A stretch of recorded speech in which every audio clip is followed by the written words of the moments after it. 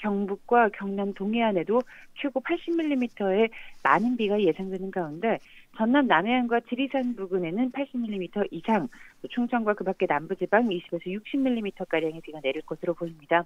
이런 가운데 기온이 낮은 강원 산간 지역은 오늘 오전부터 비가 눈으로 바뀌어 내리겠는데요. 강원 영동에 최고 50cm 이상의 폭설이 예상되는 가운데 강원 영서 5에서 15cm, 경기 북부, 경기 동부, 강원 영서 남부 내륙과 경북 북부, 동해안에서도 밤부터 3에서 8cm가량의 많은 눈이 쌓이겠습니다. 이 비와 눈은 모레 새벽 중부와 호남 지역을 시작으로 오후에는 대부분 그칠 것으로 보입니다. 오늘 비가 내리면서 기온은 어제보다 내려가겠습니다. 그래도 기온은 꽤 오를 것으로 전망됩니다. 날씨였습니다. 2월 26일과 27일 이틀간 국내에서 2만여 명이 코로나19 백신을 접종받았습니다. 우리 국민을 5천만 명으로 잡으면 이제 0.04% 남짓입니다. 정부는 전 국민의 70% 전후가 백신을 접종받아서 11월까지 집단 면역을 형성한 것을 목표로 한다라고 했습니다.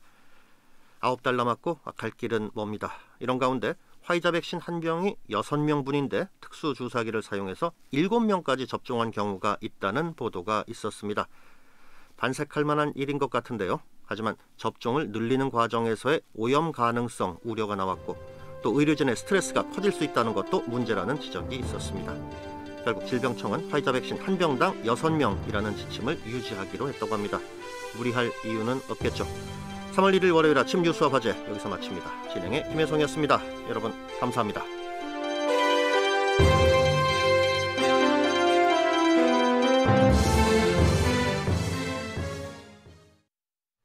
지금 시각 7시 20분입니다. KBS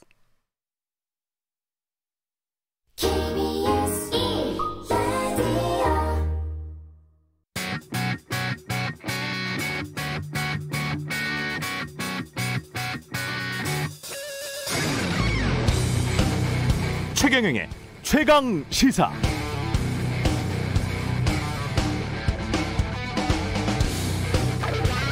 네, 건설협회 건설사들이 짜고 납품 단가를 부풀려서 정부, 공공기관, 민간 기업들을 속였다면 국민 세금을 담합해서 착복한 것이고 시장을 속인 것이고 결국은 소비자, 시민들을 기망한 것이죠. 이게 단순히 윤리적인 문제일까요? 아닙니다. 이건 분명히 범죄죠. ABC협회에 속한 신문사들이 발행부수를 부풀려서 정부, 공공기관, 민간 기업들에게 광고 협찬 단가, 정부 보조금 등을 수십 년 동안 높게 받아왔다면 이것도 똑같은 범죄입니다. 그런데 보수건 진보건 워낙 많은 신문사들이 관여되어 있다 보니 언론에도 잘 다뤄지지 않습니다. 이러면서 공정경제, 공정사회를 부르짖습니다. 정부나 기업들을 꾸짖고 나무라지요? 웃깁니다. 이런 자들을 뭐라고 해야 할까요? 위선자, 철면피, 이것 말고는 저는 마땅한 단어가 떠오르지 않네요. 네, 안녕하십니까. 오늘은 3.1절 세상에 이익이 되는 방송 최경영의 최강시사 출발합니다.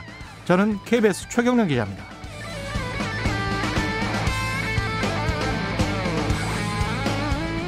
네, 최경영의 최강시사 유튜브에 검색하시면 실시간 방송 보실 수 있고요. 문자 참여는 짧은 문자 50원, 긴 문자 100원이 드는 샵 9730 무료인 콩 어플에 의견 보내주시기 바랍니다. 오늘 1부에서는 이현주 국민의힘 부산시장 후보 연결하고요. 2부에서는 정치사이다 더불어민주당 박선민 최고위원, 국민의힘 이준석 전 최고위원과 함께합니다.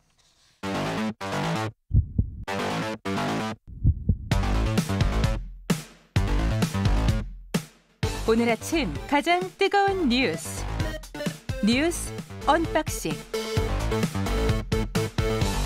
오늘 아침 가장 뜨거운 뉴스 언박싱 시작합니다. 민동기 기자, 김민아 시사평론가 나왔습니다. 안녕하십니까? 안녕하십니까? 안녕하세요. 예, 백신 이야기부터 시작해야 되겠죠. 백신을 주말 동안에도 맞았습니까 좀? 근데 주말 동안에는 네. 가급적 그 접종을 하지 마라 이런 지침이 내려가가지고요. 주말 동안은 좀 사실 좀 이 백신 접종하는 건수가 좀 많이 줄었습니다. 그래서 대응을 하기가 좀 힘들 수도 있다. 만약에 이상 증상이 나타나면 대응하기가 어려울 수 있기 때문에 가급적 평일에 접종하라는 게 방역 당국의 지침이었거든요. 그랬군요. 예. 그래서 2만 322명이 1차 접종을 마쳤고요. 예. 이 신고된 이상 반응 의심 사례가 112건이었는데 대부분 뭐 두통이라든가 발열, 메스꺼움, 구토 이런 경미한 사례였습니다. 예. 좀 심각하게 나타나는 급성 중증 알레르기 반응은 없었다고 하고요. 예. 그래서 내일부터 이제 이 접종 규모가 본격적으로 늘어날 것으로 보이는데요.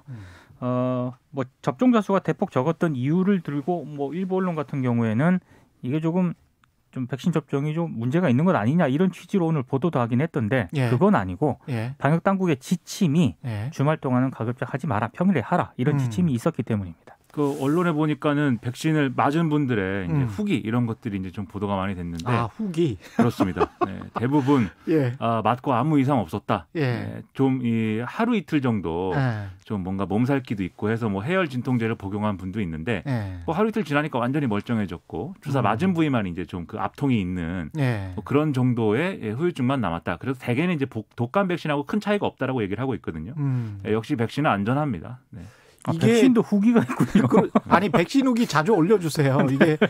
이게 지난번에 처음 맞았을 때 미국에선가 그 어떤 간호사분이 백신 맞고 한 30분 후에 쓱 쓰러졌잖아요. 네네네. 그래서 이제 동영상으로도 많이 나오고 그래서 사람들이 깜짝 놀랐었는데 그분 뭐 전혀 이상이 없었거든요. 그렇죠. 그래서 그런 게 이제 아까 말씀하신 중증 네네. 증후군이 나타나는 거죠. 네, 그게 이제 심각한 상황인 거고 그런 예. 증상은 아직까지 보고가 되지 않았습니다. 예, 가벼운 뭐 두통이나 발열 정도, 약간의 발열 정도 이런 거는 이제 독감 백신 맞았을 때도 좀 나타나는 예. 그런 현상이니까. 예. 그 다음에 이거를 좀 한 병에서 뭐 10개 정도의 10명 정도의 그 량이 나오는 줄 알았더니 11명, 12명 정도 나오더라. 주사기가 좋아서. 뭐 이런 보도가 있었습니다.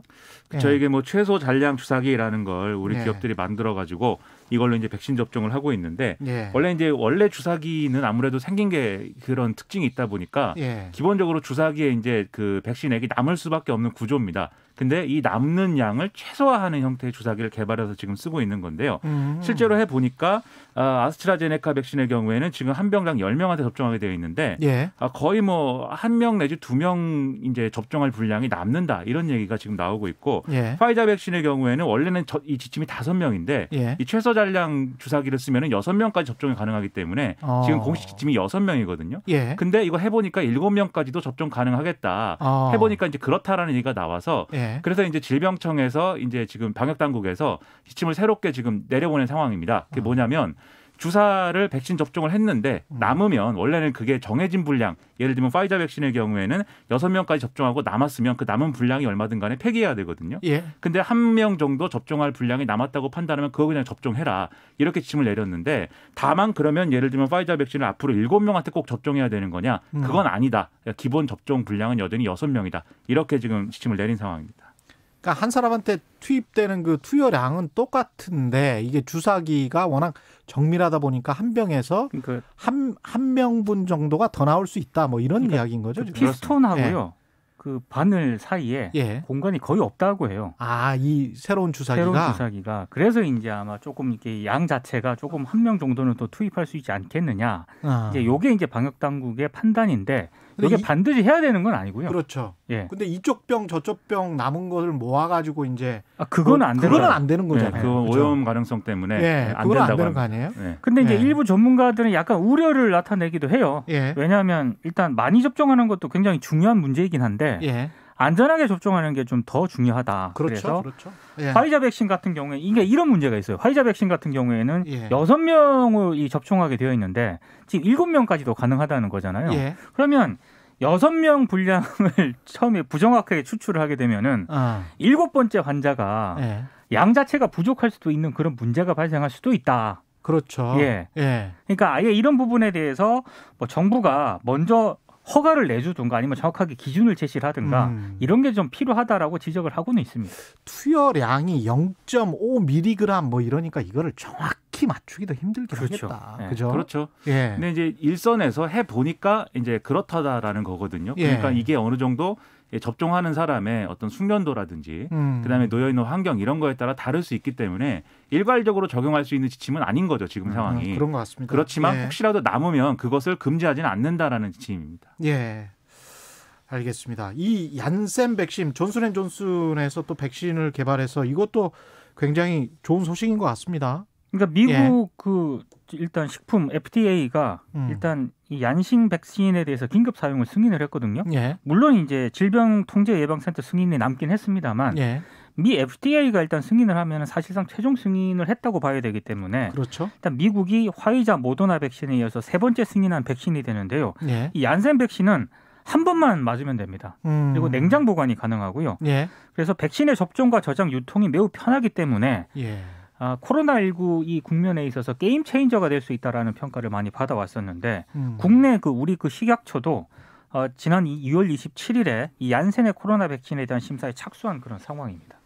이거 뭐 많이 들여오면 좋을 것 같아요. 지난번에 계약을 12월인가 우리도 네. 한다 그랬었던 것 네네. 같습니다. 한국 정부도. 600만 명분을 계약한 그런 상태입니다. 잘 되면 좋겠네요. 그다음에 아스트라제네카 백신 같은 경우도 독일 정부도 그렇고 곧 65세 이상도 접종할 수 있다는 거를 발표할 것 같아요. 지금 네. 보니까. 네. 그래서 분위기는 아스트라제네카 백신도 그렇고 전반적으로 백신이 더 많이 풀릴 것 같은 그런 상황인 것 같습니다. 백신은 안전합니다. 예. 아니 이거 계속 강조해 주셔야 돼요. 네. 예. 전혀 지금 수억 명이 지금 맞고 있는 거잖아요. 아니, 수억 명이 맞고 있는 건데 자꾸 그 불안감을 조성할 필요는 없는 것 같아요. 제가 예. 의사 선생님 전문가분이 하는 얘기를 들었는데 누가 물어봤습니다. 결국 그래서 파이자 백신이나 아스트라제네카 백신이랑 예. 이게 뭐 과학적인 거 다 떠나서 예. 맞는 사람 입장에서 차이가 뭐냐? 예. 그분이 뭐라고 답했냐? 기분이라고 얘기했습니다. 기분. 파이자는 비싼 백신이고 아스트라제네카는 이제 가격이 낮은 것 외에는 결국은 맞는 사람 입장에서 차이 없다. 안전하고 효과가 입증돼 있다. 영국은 이미 수천만 명이 맞았어요. 예. 네. 존슨앤존슨도 싼 백신이기 때문에 그렇죠. 기분이 별로 안 좋으실 수 있지만 한 번만 맞으면 됩니다. 예, 네. 그거는 또 아주 효과가 좋더라고요. 3.1절 집회가 이 와중에 하는 겁니까 보수단체에서? 법원이 일단 보수단체의 3.1절 차량 시위를 구체적인 수칙을 지키는 조건을 달아서 허용을 했거든요. 예. 근데 오늘 서울에서 1,600여 건의 도심 집회가 신고가 됐다라고 합니다. 일단 구체적인 수칙 조건이 뭔가를 좀 봤더니요. 예. 집회 차량 참가 차량을 9대로 제한하고요. 그 연설용 무대로 사용되는 트럭 있지 않습니까? 이건 집회 참여를 금지를 했습니다. 그리고 창문 열고 구호 외치지 못하도록 했고 광화문 등의 주변 집회 참가자를 자극하거나 유인하는 행위도 못하도록 했는데, 예. 근데 지금 아무래도 이제 비슷한 성향의 단체들이 쪼개기 집회로 신고한 경우가 많아가지고요. 이게 대규모 집회로 번질 우려가 있다라는 그런 좀 지적이 나오고 있습니다. 집회하시는 거는 뭐 좋은데 그 건강이 위험되니까 그것 때문인 거죠. 뭐. 예. 그렇죠. 그 방역 수칙을 철저히 지켜서 이제 해야 된다라는 게 기본 취지인데. 예.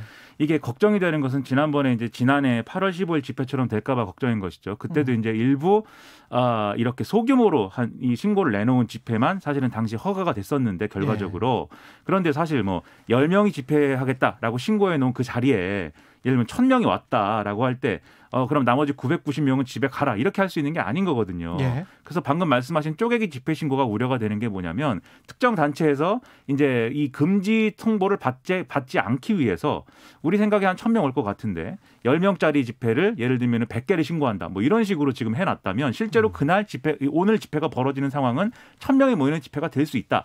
이게 이제 우려가 되는 거 아니겠습니까?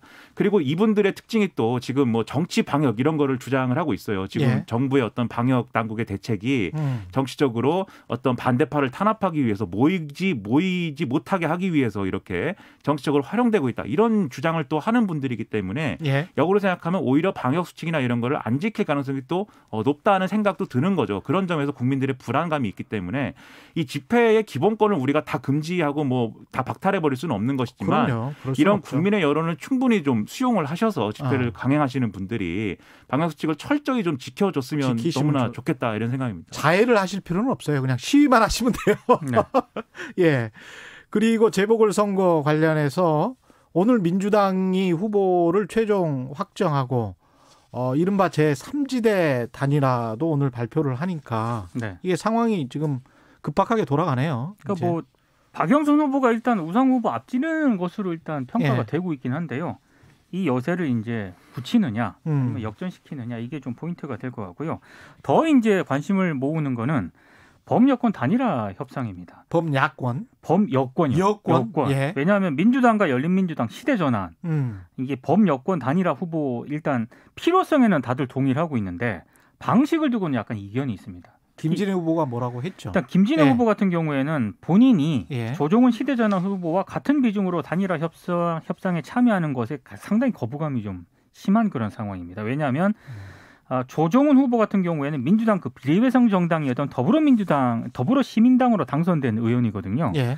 지금 민주당 같은 김진애 후보 같은 경우에는 민주당하고 시대전환이 먼저 교통 정리를 하고 난 다음에 그 다음에 열린민주당하고 단일화 협상을 해야 한다 이런 입장이거든요. 아 원래 같은 당이었으니까. 그렇죠. 아 그런 논리군요. 이게 그러니까 말이 되나요? 무게감이라는 거에 있어서 차이가 있다는 거죠. 그러니까 애초에 네. 더불어민주당이 이제 갖고 온 시나리오는 먼저 열린민주당 김진애 후보가 단일화를 하고 그 다음에 이제 조정훈 후보는 단일화를 한다는 건데 예. 이게 선후 관계가 마치 1차전이 김진애 후보인 것이고 거기서 승리한 사람이 조정훈 후보랑 단일화하는 것 같으니 이게 이제 안 맞다라는 게 김진애 후보의 처음에 이제 주장이었고 그 이후에 이제 다시 들고 나온 논리가 결국은 더불어시민당하고 더불어민주당 같은 어쨌든 바구니에서 나온 분들인데 그렇죠. 이게 이제 맞지 않다는 형식 논리 같이 들고 나온 거죠. 그러니까 사실은 비중의 문제라고 보이고 그런데 결론이 그러면 더불어민주당의 후보하고 열린민주당의 후보가 단일화를 했을 때 그 결과가 뭐 우리가 예상하는 거랑 크게 다를까 또 그런 건 아니기 때문에 어쨌든 이게 결국 8일 사실 지금 이제 후보들의 의원직 사퇴 시한이 8일이거든요. 지방선거 나가려면 8일 이전에 사퇴를 해야 됩니다. 의원직을. 그게 그러면 열린민주당의 이제 의원 승계 어떤 구도에 영향을 미치기 때문에 그렇죠. 이전에 이제 이게 좀 해결이 되느냐 이게 이제 관건이고 나머지는 아마 큰 구도상의 변화는 크게 이제 영향이 없을 것 같습니다. 그 조정훈 후보가 사퇴하게 되면은요. 그 민주당이 또 비례대표를 승계하게 되거든요. 아 그런 거예요? 정확히 말하면 더불어시민당에서 당시에 비례 명부를 짰을 때 그 후순위에 있는 사람이 이제 승계를 하게 되는 거죠. 그렇구나. 이게 미묘하네요. 시간이 얼마 없습니다. 예, 미묘한 게 또 있는데 김종인 비대위원장의 어제 발언들은 좀 약간 미묘했어요. 그러니까 그 서울시장 경선 후보들 간담회를 마치고 기자한테 이런 얘기를 했습니다. 제3지대 후보가 되는 걸 상상할 수 없다. 제3지대 후보가 되는 것을 상상할 수 없다. 그러니까 안철수 아마 대표가 만약에 범야권 후보가 되는 거를 상상할 수 없다. 뭐 이런 그 말인지 네. 아니면은 입당을 꼭 해서 국민의힘이라는 그 타이틀을 걸고 해야 된다. 기호 2번이 돼야 된다라는 이런 유승민 의원의 이야기와 비슷한 뉘앙스인 건지. 본인은 처음에 이제 언론들은 그러면 나중에 안철수 후보가 야권 후보가 되면은 뭐 자리를 그만두겠다라는 거냐고 이제 물으니까 김종인 위원장이 그건 아니고 라고 하면서 약간 발언을 좀 수정을 했죠. 그게 이전에 중앙일보 인터뷰에서 김종인 위원장이 뭐 예를 들면 재보선 끝나고 나서도 역할을 계속 할 거냐라고 물어보니까 아니다 이번엔 진짜 나는 은퇴한다라고 얘기를 하면서 심지어 진짜 은퇴한다 그랬어요? 그렇습니다. 심지어 재보선 이전에 사라질 수도 있다 이렇게 얘기를 한 바 있었거든요. 그러니까 기자들이 가서 김종인 위원장 그 발언은 그러면 안철수 대표로 단일화되면은 양보하고 깔끔하게 그러면은 없어지는 거냐 이렇게 물어본 건데 김종인 위원장은 그건 아니다라고 얘기를 하면서 그럴 걱정할 필요도 없는 게 국민의힘으로 단일화가 될 것이다 이제 이렇게 얘기를 한 것이고요. 국민의힘의 지금 분위기는 결과적으로 어쨌든 선거에는 이겨야 될 거 아닙니까? 그런데 지금 국민의힘 후보들의 경쟁력이 사실은 여러 가지 여론조사나 이런 걸 봤을 때 안철수 대표의 경쟁력보다 조금 떨어지는 상황인 거는 부정할 수 없다 보니까 결국 안철수 대표로 단일화가 될 거면 국민의힘으로 들어오는 게 낫다. 이 얘기를 지금 하고 있는 거죠. 왜냐하면 두 가지 면에서 첫째는 국민의힘 지금 지지자들이 안철수 대표를 다 뽑을 거냐. 기호 4번으로 나가면 그거 장담할 수 없다. 이 상황 논리가 하나가 있고요. 두 번째는 자기들의 처지에 관한 건데 지금 제1야당이 서울시장 후보조차도 못 내면 그 이후에 정계 개편 논의로 휩쓸려 갈 수밖에 없고 그러면 이거 누가 주도권을 쥐게 될지 지금 모르는 상황 아니냐. 이 불안감. 이 두 가지를 가지고 지금 얘기를 하고 있는 겁니다. 근데 문제는 안철수 대표는 자신은 기호 4번으로 출마하겠다라는 거를 계속 고수를 하고 있기 때문에 이게 상당히 난항이 예상이 됩니다. 그래서 유승민 전 의원의 경우에 기호 4번으로 하겠다라는 거죠. 그래서 유승민 전 의원이 그럴 거면 그러면 끝나고 재보선 끝나고라도 통합한다는 약속을 해줘라 이렇게 지금 얘기하고 있는 거죠. 그러니까 안철수 후보 입장에서는 기호 2번으로 하는 거는 약간의 국민의힘 반대 세력 때문에 이게 2번보다는 4번이 3지대라는 어떤 원래 목적에도 맞고 그러면서 중도층을 다 확장해서 가져갈 수 있다 이렇게 생각하는 건가 보네요. 이제 안철수 대표도 두 가지인데 첫 번째 이제 그 논리가 있고요. 득표력의 문제가 있고 두 번째로는 어쨌든 지금 국민의당 대표인데 국민의당 대표가 국민의당을 버리고 국민의힘에 입당할 수도 없는 것이고. 그러네. 그것도 또 말이 안 되네. 그렇죠. 그리고 재보선 전에 뭐 이렇게 후다닥 해가지고 합당을 하기도 지금 상황은 뭐 쉽지 않은 것이고 이런 이유를 이제 들고 있는 것이죠. 이 이야기가 너무 재밌다 보니 4차 재난지원금 이야기는 할 수가 없겠습니다. 예. 뉴스 언박싱 민동기 기자 김민아 시사평론가였습니다. 고맙습니다. 고맙습니다. 네, KBS 1라디오 최경영의 최강시사 듣고 계신 지금 시각 7시 38분입니다. 날씨 정보입니다. 중부지방부터 시작된 비는 전국 대부분 지역으로 확대되고 있는 상황입니다. 수도권 등 대부분 지역 내일 새벽까지, 그 밖의 지방은 내일 낮에 대부분 그치는 곳이 많겠는데요. 동해안은 더 이어질 수가 있겠습니다. 문제는 강원도를 중심으로 매우 많은 눈이 쌓인다는 점도 추가적으로 우려되는 점입니다. 비의 양은 총 30에서 80mm 정도가 되겠고요. 많은 곳은 경기 동부와 강원도, 제주 산지의 경우 100mm 이상 쏟아질 수 있으니까 대비가 필요하겠고요.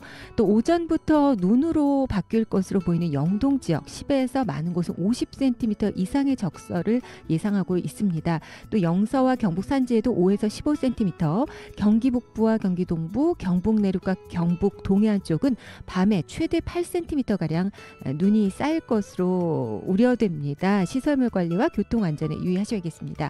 오늘 밤부터 북서쪽에서 찬 공기가 남하하면서 내일 아침은 조금 추워지겠고요. 오늘 밤부터 내일 사이 해안과 제주로는 바람이 강하게 불겠습니다. 오늘 낮 기온 서울 9도 등 5도에서 18도 분포고요. 내일 아침 서울의 기온이 0도까지 내려가겠습니다. 지금 서울의 기온은 5도입니다. 지금까지 날씨였고요. 다음은 이 시각 교통 상황 알아보겠습니다. KBS 교통정보센터의 이현 씨입니다. 네, 비 오는 지역이 점점 많아지고 있는데요. 안전을 위해서 20% 이상 속도를 줄여주시기 바랍니다. 이 시각 도로 상황은 교통량이 적기 때문에 아직 정체는 없습니다. 하지만 사고 난 곳들이 있는데요. 먼저 중부 내륙고속도로입니다. 창원 방향 상주 휴게소 부근이고 2차로에서 화물차 관련 사고 처리하고 있습니다.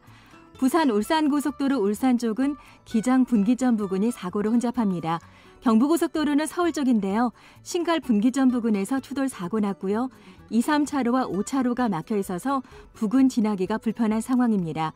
그리고 오늘 3일절이기 때문에 경부고속도로와 영동고속도로에선 휴일 버스 전용 차로제가 시행되고 있다는 것도 기억해 주시기 바랍니다. KBS 교통정보센터였습니다. 오늘 하루 이슈의 중심. 당신의 아침을 책임지는 직격 인터뷰. 여러분은 지금 KBS 1라디오 최경영의 최강시사와 함께하고 계십니다. 네, 4.7 재보궐선거 한 달여 앞으로 다가왔죠. 국민의힘 부산시장 보궐선거 경선에서 이현주 예비후보와 박성훈 예비후보 간의 단일화 협상이 최종 결렬됐습니다. 그래서 부산시장 경선은 박형준, 이현주, 박성훈, 국민의힘에서는 3자 구도로 치러지게 됐습니다. 여기에 지난주 금요일 가덕도 신공항 특별법이 국회 본회의를 통과하면서 부산시장 선거에 어떤 영향을 미칠지도 관심이죠. 이현주 부산시장 국민의힘 예비후보 연결해서 자세한 이야기 나눠보겠습니다. 안녕하십니까? 네, 안녕하세요. 예, 요즘 많이 바쁘시죠? 네네. 예, 선거운동은 잘 됩니까? 뭐 이제 막판이니까요. 그냥 전화 많이 드리고, 네, 그리고 있습니다. 네, 언제 확정이 되는 거죠? 국민의힘? 확정은 이제 뭐 발표는 3월 4일 날 하는데. 3월 4일. 2일하고 3일에 돌아가는 이제 여론조사. 네. 네, 그게 이제 3일날 끝나기 때문에 실질적으로 3일날 확정되는 거죠. 네. 그럼 뭐 한 이틀밖에 남지 않았네요. 예. 네, 이틀 남았어요. 예. 네, 여론조사 많이 받아주십시오. 예, 끝까지 최선을 다하실 것 같은데 후보님은 이제 여성 정치인 중에서는 코로나19 백신 접종을 처음으로 1호로 맞겠다 이런 말씀도 했어요. 지난주 금요일에. 이게 어떤 의미인가요? 네, 이제 국민들이 불안해하니까, 불안해하니까 먼저 맞고 괜찮은지 보여주겠다. 뭐 이런. 네, 근데 이제 최근에 보면 사실 이제 화이자 백신하고 아스트라제네카하고 좀 차이가 있긴 한 것 같아요. 뭔가 경증이긴 하지만 이상 문제가 좀 나오고 있고, 그래서 어쨌든 국민들의 입장에선 불안하니까 우리가 좀 앞장서자 이런 의미인데요. 꼭 제가 제가 이제 그때 당시에는 상당히 이제 누가 먼저 맞냐, 뭐 맞으면 어떻게 되는 거냐 이런 얘기들이 분분했었거든요. 예. 네네. 네. 차이가 있는 것 같다는 거는 이제 과학적인 말씀은 아니고 이제 정치인으로서는 어제 약간 좀 이제 보도를 보니까 예. 네, 정증의 어떤 이상에 대한 보도들이 있는데 예. 뭐 그런 차이인 것 같습니다. 어쨌든 예. 뭐 이제 큰 문제야 없겠죠. 큰 문제 있으면 큰일 나는 예, 거고요. 그렇죠. 예, 예. 네네. 그런데 이제 그 당시에는 또 더욱더 불안했었기 때문에 국민들의 불안감 해소하기 위해서 제가 그런 제안도 했습니다. 국회의원 300명이 먼저 다 맞자. 맞아라. 예. 먼저 맞아서 예. 네 괜찮은지 먼저 보여주자. 예. 네, 뭐 전쟁도 먼저 나가는 거니까요. 그렇죠. 네. 예. 선거 이야기 본격적으로 하면 박성훈 후보와의 단일화는 최종 무산됐는데 무산된 이유는 뭐였습니까?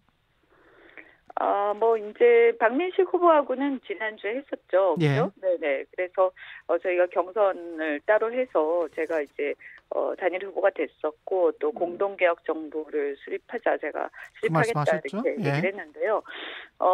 이제 뭐 박성훈 후보께서는 이제 큰 취지 그러니까 부산과 국민의힘의 세대 교체가 필요하고 또 지난 총선에서의 그 어떤 참패 여기에 대한 책임을 물어야 한다라든가 이런 지난 정권에서의 어떤 책임 이런 것들도 상당히 당에 부담이 된다.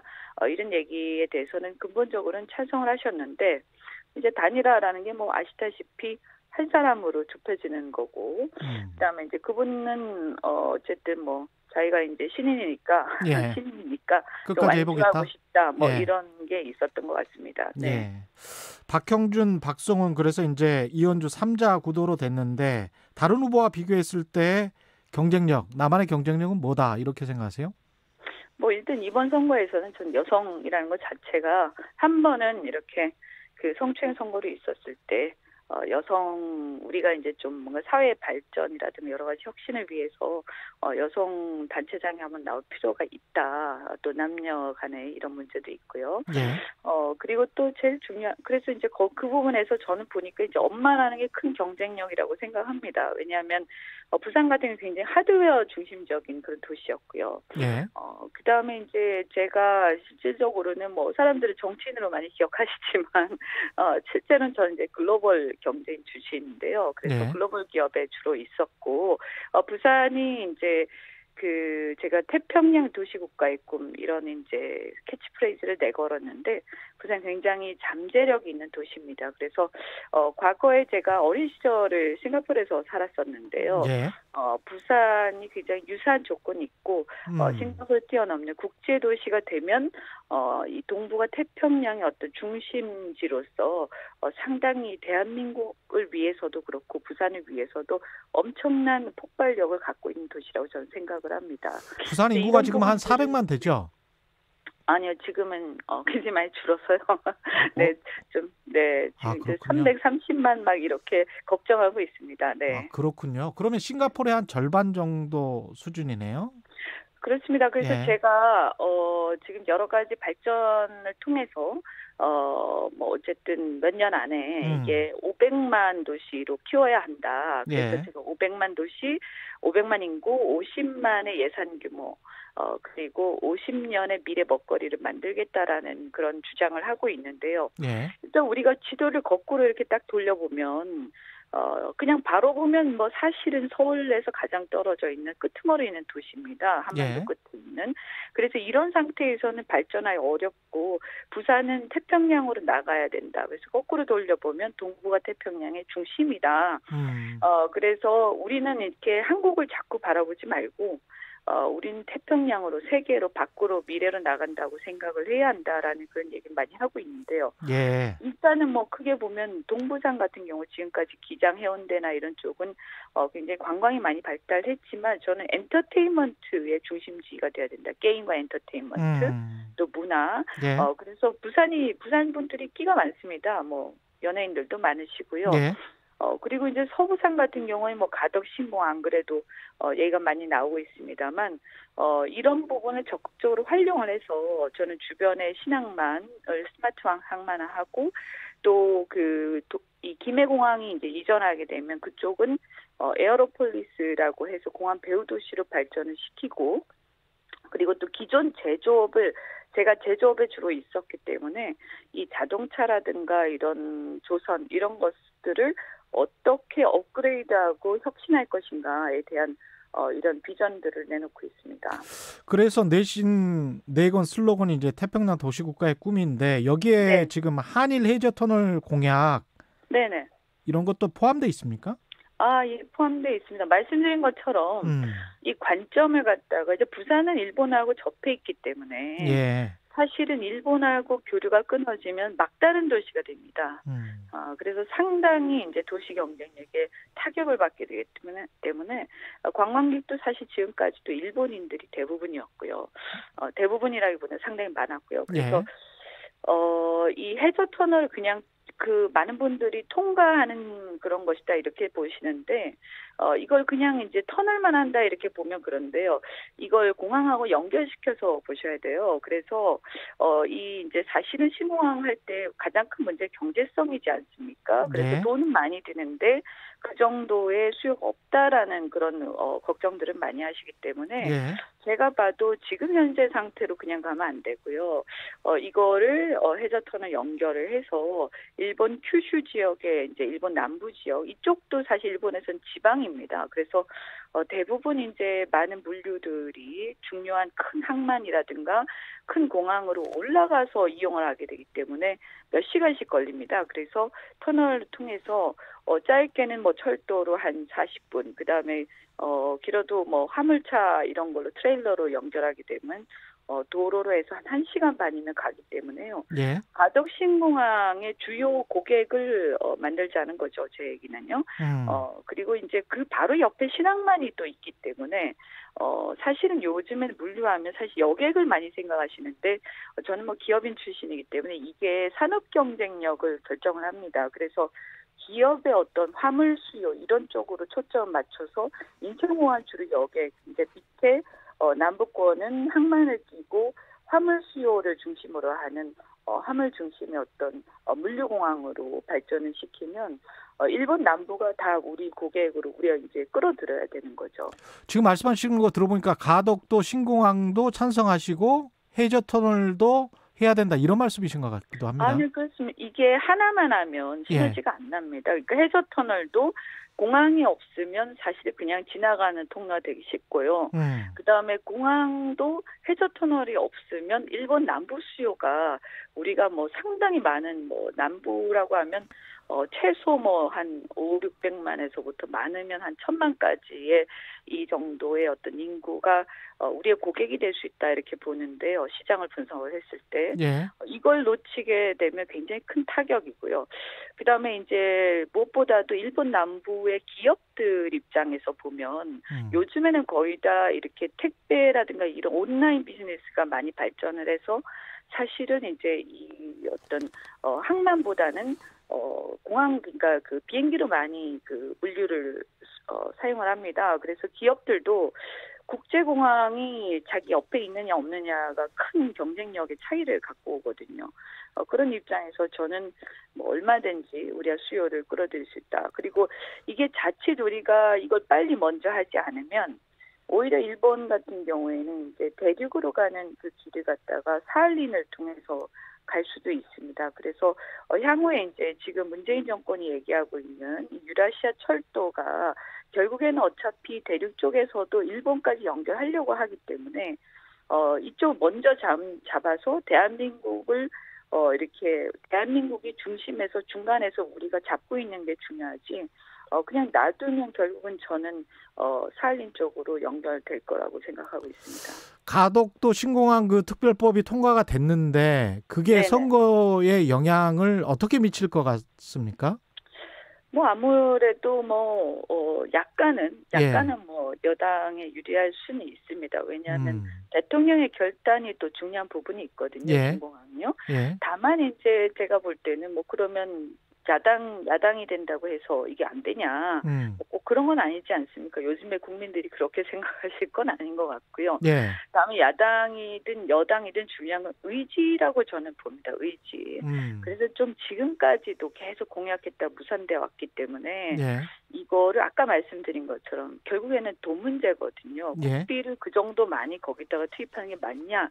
경제성이 이게 비용 대비 경제성이 잘 안 나온다. 이런 문제라 예. 결국 시장이 할 수 있는 건 뭐냐 하면 아까 터널도 시장 혼자 하는 건 아니지만 이런 주변의 수요를 높여서 경제성을 높일 수 있는 방안들. 아까 에어로폴리스 개발도 마찬가지 이유에서 제가 추진을 하는 건데요. 예. 그렇게 함으로써 접근성을 높이고 이 공항이 갖고 있는 약점을 보완할 수 있는 방안들을 시장이 찾아내는 거다. 그리고 이 의지를 가지고 사실은 중앙에서 제대로 안 하게 되면 또는 다른 지역에서 이런저런 이제 이유로 제동을 걸게 됐을 때 그때 시장이 얼마나 강력한 의지로 이런 문제들을 해결하느냐, 그리고 집요하게 하느냐, 저는 거기 달려 있다고 봅니다. 방금 이제 여당에 약간 유리할 것 같다. 가덕도 신공항 특별법 통과가 그렇게 말씀하셨는데 대통령이 이제 부산을 방문을 했어요. 네네. 이것도 어떤 영향을 미칠까요?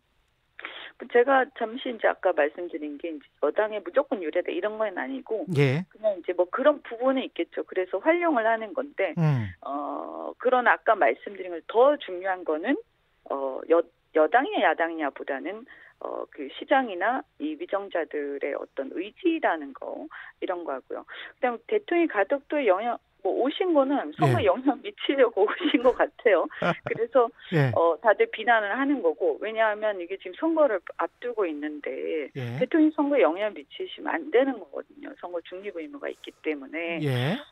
그래서 이제 저는 이렇게 보면 그렇다고 그러면 무조건 와서는 안 된다. 이렇게 말할 수는 또 없는 노릇이니까 어쨌든 가덕 여야를 떠나서 대통령 의지를 갖고 있어야 잘 되는 거 아니겠어요? 그러니까 오시는 건 좋은데 야당 인사들도 불렀어야 되는 거 아니냐. 야당 인사도 불렀어야 왜 된다. 편향된 모습을 보이느냐. 알겠습니다. 네. 오늘 말씀 감사하고요. 이현주 부산시장 국민의힘 예비 후보와 이야기 나눠봤습니다. 고맙습니다. 네, 고맙습니다. KBS 1라디오 최경영의 최강시사 1부는 여기까지입니다.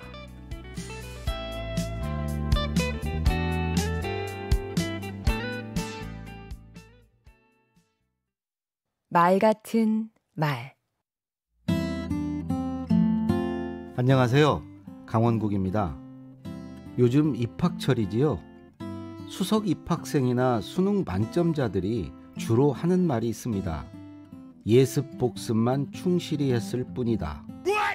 참 맥빠지게 하는 말인데요. 그게 왕도인 건 맞는 것 같습니다. 대통령 연설문을 쓸 때도 그랬습니다. 마감 직전까지 미루다가 벼락치기로 하는 저 같은 부류가 있는가 하면 하루하루 일정 분량씩 쓰는 부류가 있었지요.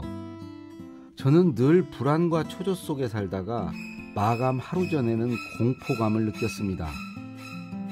그에 반해 매일 일정 분량씩 쓰는 사람들은 얼굴이 편안했습니다. 결과도 좋았고요. 말하기도 그렇습니다. 예습 복습이 필요합니다. 저는 사람을 만나고 나면 제가 한 말을 복습합니다. 3가지를 묻는데요. 내가 오늘 무슨 얘기했지? 하지 않아도 될 말을 한 건 없나? 마지막으로 했으면 좋았는데 깜빡하고 못한 말을 생각해 봅니다. 아하. 대통령이나 기업 회장을 모실 때 그분들 앞에서는 늘 말을 못했거든요. 그런데 돌아서면 생각이 났습니다. 이렇게 말했으면 됐는데 왜 그때 생각이 안 났지? 그럴 때마다 다음엔 꼭 이렇게 말해야지 다짐했습니다. 이제와 생각해보니 이게 다 복습과 예습이었습니다. 저는 요즘 본격적인 예습을 잠들기 전에 합니다. 먼저 다음날 일정을 생각해보고 점심 약속이 있으면 그때 무슨 말을 할지 궁리합니다. 강연이 있는 경우에는 전체적인 흐름을 연구합니다. 모든 일정은 말의 시험장이니까요. 강연이나 방송을 하고 나면 친구나 아내의 반응을 귀담아 들으면서 복습합니다. 녹화를 해서 스스로 평가해 보기도 하고요. 예습 복습을 충실히 해보세요. 말하기에 두려움에서 벗어날 수 있습니다. 강원국의 말 같은 말이었습니다.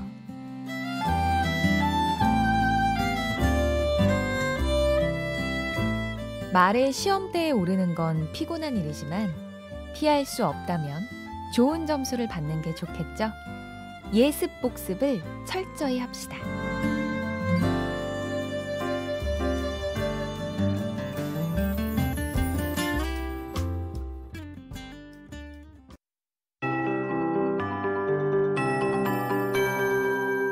KBS 58분 날씨. 3일절인 오늘 전국적으로 비가 내리겠고 봄비치고는 많은 양이 예보돼 있어서 주의가 필요하겠습니다. 전국적으로 30에서 80mm, 많은 곳은 경기 동부와 강원도, 제주 산지의 경우 100mm 이상 올 수도 있겠습니다. 각별한 대비가 필요하겠습니다. 수도권 등 중서부 대부분 지방은 내일 새벽까지 내릴 걸로 보여집니다. 영남과 제주는 내일 오전에 그치겠지만 동해안은 더 이어질 수도 있습니다. 내일 이렇게 흐린 날씨 보이다가 오후에 서쪽부터 개겠습니다.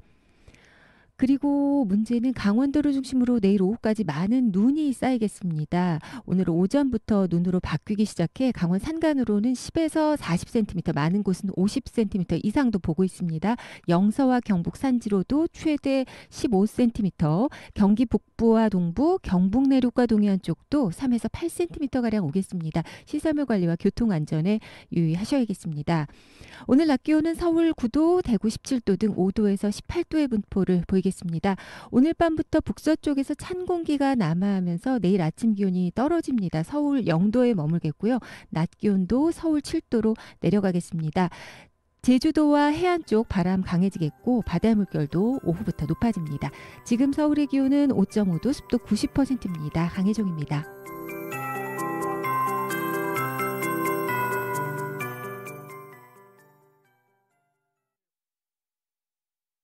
정성을 다하는 국민의 방송 KBS가 8시를 알려드립니다. AM 711kHz, FM 97.3MHz, KBS 1라디오입니다. HLKA.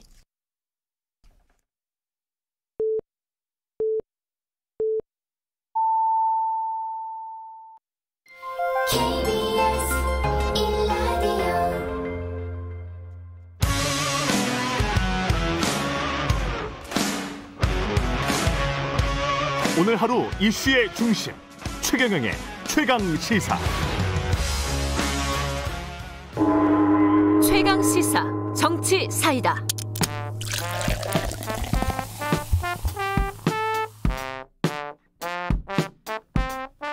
네, 답답한 정치, 고여있는 정치, 묵은 정치는 가라. 여의도 정치에 젊은 피가 떴다. 매주 월요일 여야 젊은 정치인과 함께 전국의 뜨거운 현안 들여다보는 박성민, 이준석, 박성민의 정치 사이다. 지금 시작하겠습니다. 더불어민주당 박성민 최고위원 나왔습니다. 안녕하세요. 네, 안녕하세요. 예, 국민의힘 이준석 전 최고위원 나왔습니다. 안녕하십니까? 네, 안녕하세요. 네, 최경영의 최강시사 유튜브에 검색하시면 실시간 방송 보실 수 있고요. 문자와 콩으로도 참여하실 수 있습니다. 짧은 문자 50원, 긴 문자 100원이 드는 샵 9730 무료인 콩 어플에도 의견 보내주시기 바랍니다. 가덕도 방금 전에 저 이현주 국민의힘 예비 후보와 인터뷰했었는데 확실히 이제 부산에서 출마를 하시는 분들은 국민의힘이건 야권이건 간에 이 가덕도 신공항에 관해서는 그 찬성하시는 그런 분위기네요. 보니까. 저는 뭐 저희 당에서도 이제 뭐 하태경 의원을 비롯해가지고 지금 부산시당 위원장 하고 있으니까요. 예. 찬성하시는 분들이 있는데 예. 제가 참 난감하지만은 그 민주당 분들도 그렇고 저희 당 분들도 그렇고 어떤 공항에 과연 다들 찬성하시는 건지도 명확하게 말씀 못 하고 계세요. 아, 어떤 공항? 그러니까 이번에도 그 국토부에서 공무원들이 보고서 만들지 않았습니까? 예. 거기에 보면은 공항이라고 하는 것은 애초에 지으려면 영종도 국제공항 같은 경우에는 예전에 인천공항이 영종도 국제공항으로 불리던 시절에는 명확하게 김포공항을 대체해가지고 국제선 허브공항을 만들겠다라는 의지가 있었어요. 네. 근데 지금 예를 들어 가덕도공항 같은 경우에는 그러면 국제선 허브공항 전용이냐 아니면 국내선도 옮겨가는 것이냐 군공항까지 가는 것이냐 이게 굉장히 다릅니다. 개념이 아직 명확하지가 않다. 그러니까 가덕공항에 찬성하시는 분들도 찬성하시는 이유가 다 달라요. 예를 들어 군공항까지 다 김해에서 글로 빠지는 걸로 알고 계시는 분들은 김해 아니면 부산 강서구 쪽의 개발이라든지 이런 것에 있어가지고 지금까지 공항 때문에 그러네. 좀 피해를 보셨다 생각하시는 분들, 이분들 굉장히 적극적이고요. 반대로 이제 또 토목이나 토건 하시는 분들 같은 경우에는 가덕도 해상공항을 하게 되면은 예전에 부산 신항공사 때 그랬던 것처럼 그 바다를 엄청나게 매립을 하게 됩니다. 그런데 그게 이제 매립이라는 것이 사실 엄청난 그 비용이 들어가기 때문에 지역의 건설 경기나 이런 데 도움이 됩니다. 뭐 그런 부분도 있고, 다만 또 이제 단거리 국제선, 중국이나 일본 자주 가시는 분들이나 아니면 국내선을 이용하시는 분들 같은 경우에는 시민들, 예, 그분들 같은 경우에 공항이 멀어지는 거예요. 예를 들어서 지금 사실 김해에서 뜨는 국내선이라 그러면은 딱 두 가지거든요. 예. 서울 오는 거랑 제주도 가는 거거든요. 그런데 가덕도로 옮기게 되면 서울 오는 노선은 의미가 없어지게 돼요. 그렇습니까? 그렇죠. 왜냐하면 가덕도까지 가가지고 올라오는 이 그냥 KTX 타고 가면 되니까요. 지금은 비용과 시간 면에서 그래도 KTX랑 경쟁해 볼 수 있다 그래가지고 에어부산 지역항공사가 지금 그거를 1시간마다 비행 노선을 돌려서 꽤 흥행을 하고 있는데 가덕도로 가면은 그 경쟁력을 전면적으로 상실하죠. 그렇기 때문에 지금 지역에서 또 나오는 얘기는 뭐냐면은 김해공항을 존치하면서 가덕도를 국제선 전용공항으로 이렇게 돌리자 이래요. 김해공항을 존치하면서? 예. 그래서 이제 그렇게 생각하면 또 문제가 뭐냐면은 최 기자님도 아시겠지만 그 허브공항이라는 거는 우리가 이 교통에 있어서 허브 스포크라는 전략이 뭐냐면은 기본적으로 단거리로 격객을 끌고 와가지고 허브공항에서 큰 비행기 태워가지고 멀리 가는 겁니다.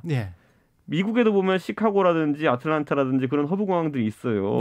기본적으로 그러려면은 우리나라도 부산에서 만약에 유럽이나 부산에서 미국까지 큰 비행기, 그러니까 멀리 가려면 큰 비행기 띄워야 됩니다. 그렇죠.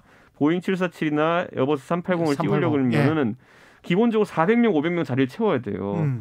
그러면은 부산 수요만으로는 안 되고 지금도 인천공항에 가보면 미국 가는 비행기들은 비수기 때 보면요 거의 한 절반 이상을 중국 분들이 채워요. 이 코로나 전에 보면은 그런 것처럼 단거리를 모아서 장거리를 띄워야 되는데 그러려고 그러면은 우리나라에서 국내선이나 아니면 단거리 국제선까지 다 가덕도에 몰아줘야 되는 거거든요. 이게 그러니까 도대체 어떤 공항을 하자는 것인지가 약간 애매해집니다. 박성일 최고위원, 이게 지금 충분히 논의가 된 상황에서 이렇게 된 겁니까? 특별법이? 여야가 물론 이제 합의로 통과는 했는데 여당이 주도를 했으니까. 네네. 뭐 일단 저희가 주도적으로 한 거는 맞고, 근데 다만 이제 뭐 이준석 최고의 입장도 갖고 계신 분들도 국민의힘 쪽에는 있지만 동시에 또 이런 부분에 있어서 필요하다고 동의성을 인정해주는 또 야당 의원님들도 계시지 않습니까? 그래서 그런 부분에서 여야 합의가 또 이루어져서 이런 부분이 통과된 게 맞는데. 뭐 이제 여러 가지 지금 이제 이준석 최고가 다양한 그 경우의 수에 대해서 사실 말씀을 해주신 거잖아요. 이 공항의 방향성에 대해서. 근데 이런 부분에 있어서 뭐 군공항까지 이제 뭐 이전하는 문제에 대해서 논의를 하기 시작하면은 그런 부분은 뭐 국토부 보고서에서 나왔지만 사실은 예산이 한 30조 가량 소요되는 면이 있어서 그 부분에 대해서는 뭐 저희가 적극적으로 받아들이고 있는 부분은 아니고 지금 한 7조 5천 이 정도 아니면 7조에서 8조 정도 가량 드는 부분. 그러니까 이게 결국에는 국제선을 이제 유치를 하고 그 부산이라는 도시의 특성상 이제 항구 도시이기 때문에 이제 이런 부분에 있어서 물류랑 이제 연결을 시켜가지고 이것이 국제적인 이제 도시로서 좀 발돋움할 수 있도록 이것이 단순히 그 뭐 배로만 혹은 선박으로만 하는 것이 아니라 이게 국제선 노선까지 취항을 하게 되면서 이 좀 아시아 이제 노선에 있어서 좀 국제적인 허브 도시로 성장을 하게 만들겠다. 라는 게 이제 경제성 측면에서 검토가 되고 있는 부분이고 이런 부분에 있어서는 계속 이제 특별법 통과가 됐고 이제 적극적으로 이제 유치가 추진이 되게 되면서 가닥이 명확하게 잡힐 부분으로 보이고요. 근데 동시에 이제 뭐 비용적인 부분이나 뭐 여러 가지 고민이 있겠습니다만 이 가덕도와 관련해서는 사실은 지금 이게 뭐 몇 년 동안 갑자기 급속도로 진행된 논의는 아니고 뭐 거의 한 15년이 넘도록 이어진 논쟁이고 또 논의였기 때문에 충분하게 이제 추진할 수 있는 가능성과 그 근거가 있는 사업이다라고 말씀을 드릴 수 있겠습니다. 그리고 이게 약간 이제 김해공항이 안전성 문제가 있다. 과거에 김해에 중국 국제항공 항공기가 돛대산에 이제 추락했기 때문에 그것 때문에 가덕도를 해야 된다라는 게 주 논리인 분들 같은 경우에는 국제선, 국내선 분리를 이야기하면 안 돼요. 왜냐하면 2016년 공항 처리 실적을 보면요.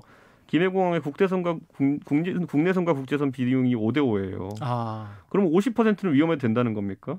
그러니까 이게 안전이 문제라고 한다면은 반반하자고 할 수도 없는 거거든요. 그러네. 그러니까 저는 이게 상당히 좀 비논리의 극치다. 저는 저희 당 의원들 만나도 저랑 이제 밥을 안 먹으려고 그래요. 하도 제가 비논리 얘기해가지고. 그런데 저희 당 의원도 좀 각성할 필요가 있다. 이게 적어도 어떤 공항인지 정도는 국민에게 명확히 밝힐 수 있어야 되는데 지금 가덕도에 뭔가 만들겠다라는 거에 동의한 거지. 그게 국제선인지 국내선인지를 어느 누구도 말 못하고 있고.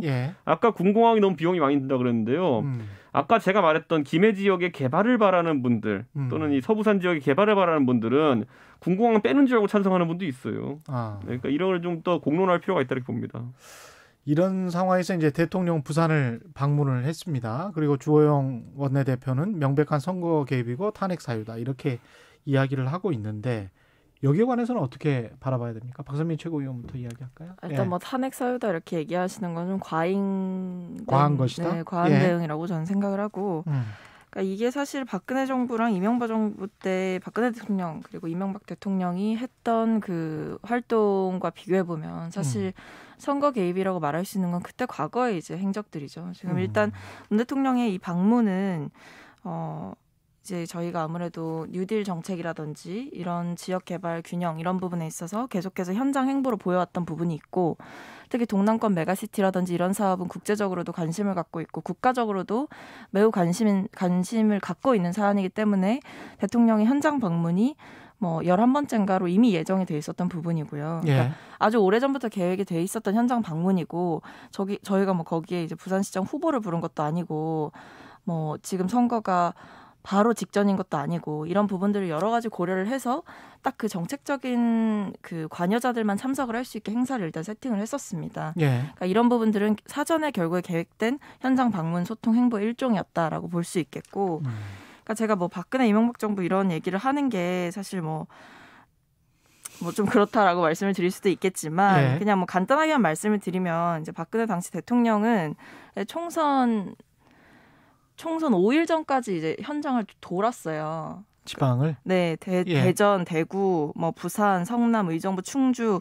그러니까 총선 47일 전부터 시작해서 5일 전까지 한 달 반 동안 15곳을 돌았습니다. 한때는 선거의 여왕이셨잖아요. 그래서. 네, 그래서 사실 이때 박근혜 대통령이셨는데 사실은 선거대책본부장이라고 말이 나올 정도로 이제 이때 명확하게 저는 이런 부분들이 사실은 선거 개입이라고 보일 수 있는 부분이다라고 생각이 들고 뭐 이명박 당시 대통령도 마찬가지로 이제 총선 4일 전까지 은평 뉴타운 현장을 방문을 해서 노골적으로 이제 선거 개입에 대한 발언을 또 쏟아내셨고 그러니까 뭐 강원도 업무 보고 혹은 뭐 장차관 워크숍 이런 부분들을 뭐 강원도 경북 구미 새만금 뭐 이런 쪽을 다 도시면서 이제 명확하게 이제 정치적인 행보를 하신 거죠. 현직 대통령으로서. 원래 저는 이게 그러니까 문재인 대통령은 부산 보궐선거 지금 이제 41일 남았습니다. 41일 남았고 가셔서 뭐 제가 아까도 말씀드렸듯이 뭐 특정 후보에 대해서 언급하거나 뭐 혹은 특정 국책 사업에 대해서 뭐 지나치게 강조한 부분은 딱히 없었고 이건 한국판 뉴딜의 이제 11번째 방문으로 예정이 돼 있었던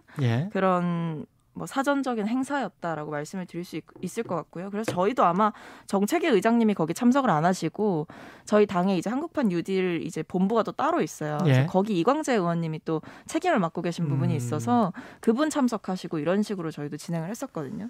순수한 실무형이었다 뭐 이런 말씀이신 것 같네요. 가가지고요. 원래 뭐 현직 대통령들은 선거에 도움을 주기 위한 행동들을 하는 건 당연지사입니다. 근데 대통령 이번에 문재인 대통령처럼 노골적으로 가덕도가 손을 들고 이러지는 않아요. 보면은. 그러니까 저는 이거는 가덕도 같은 경우는 지금 수십 조의 예비 타당성 조사 면제가 걸린 일이기 때문에 이건 뭐 명백하게 특정 사안에 대해 가지고 개입한 것으로 볼 수 있는 것이고 저는 기본적으로 뭐 이 공항이라고 하는 것이 아까 말했듯이 여러 절차를 안 지키고 이제 만들려고 하는 거거든요. 아까 말했듯이 국제선인지 국내선인지 모르고 우선 짓겠다 그래요. 그리고 예비 타당성 조사 안 하겠다 그러고 환경영향 평가 정도만 하겠다고 하는데 이렇게 모든 절차를 무시하고 할 정도로 급한 공항이냐에 대해 가지고 만약 그렇게 급했으면은 진짜 항공 수요나 안전 때문에 그랬던 것이라면은 집권하고 바로 했으면 지금 하겠습니까? 이제 집권 1년 남은 상황 속에서 이렇게 한다는 것 자체가 시기가 또 진정성이 없다 이렇게 하고 싶고요. 원래 이렇게 공항을 지으면은 공항을 짓는데 가장 큰 기여를 한 사람 이름을 붙이자는 게 원래 국제적인 관례라서 뉴욕도 뉴욕 시장이었던 라구아디아 이름을 지어서 라구아디아 공항이 있거든요. 그렇죠. 예. 이번 공항을 짓는데 가장 큰 역할을 한 오거돈 씨 이름을 붙여가지고 오거돈 국제공항으로 하자라고 제가 제안하기에 이거 받으면 전 찬성하겠습니다. 그런데 조국 전 장관은 여기다 넣어놓고 뭐 노무현 공항 하자 이랬는데 절대 안 됩니다. 노무현 대통령 여기에 기여한 거 별로 없습니다.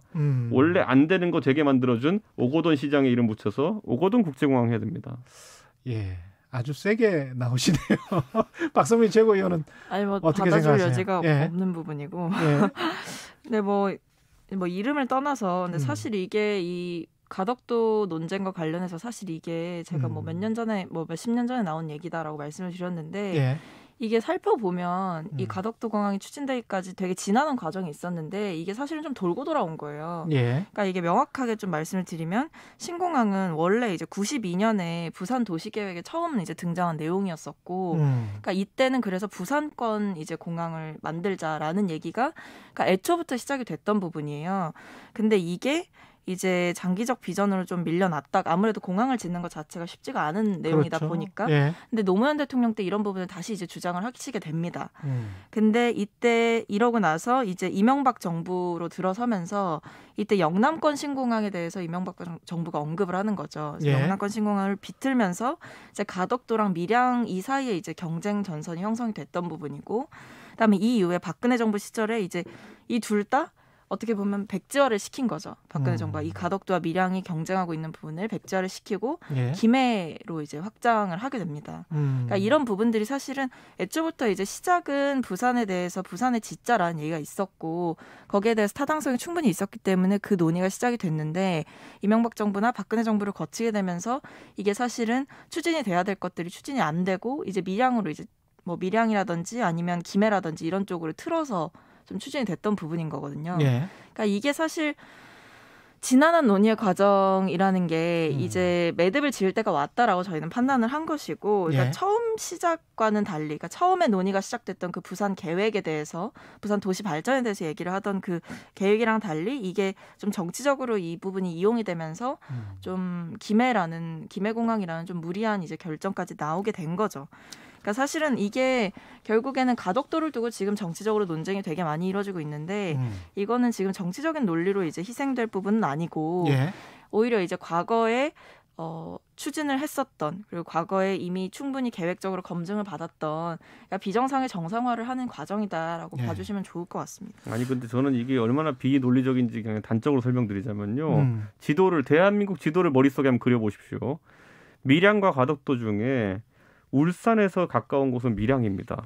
예. 그런데 그 예전에는 단체장이 바뀌기 전에는 밀양에 울산이 찬성하다가요. 예. 이번에 민주당 송철호 시장이 당선된 이후로는 울산이 갑자기 가덕도에 찬성해 버립니다.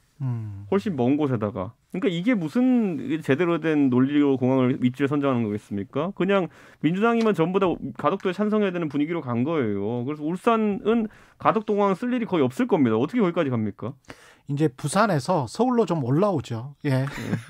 재보궐선거 이야기를 뭐 시간이 얼마 안 남아서 가덕도가 너무 뜨겁게 논쟁이 진행됐네요.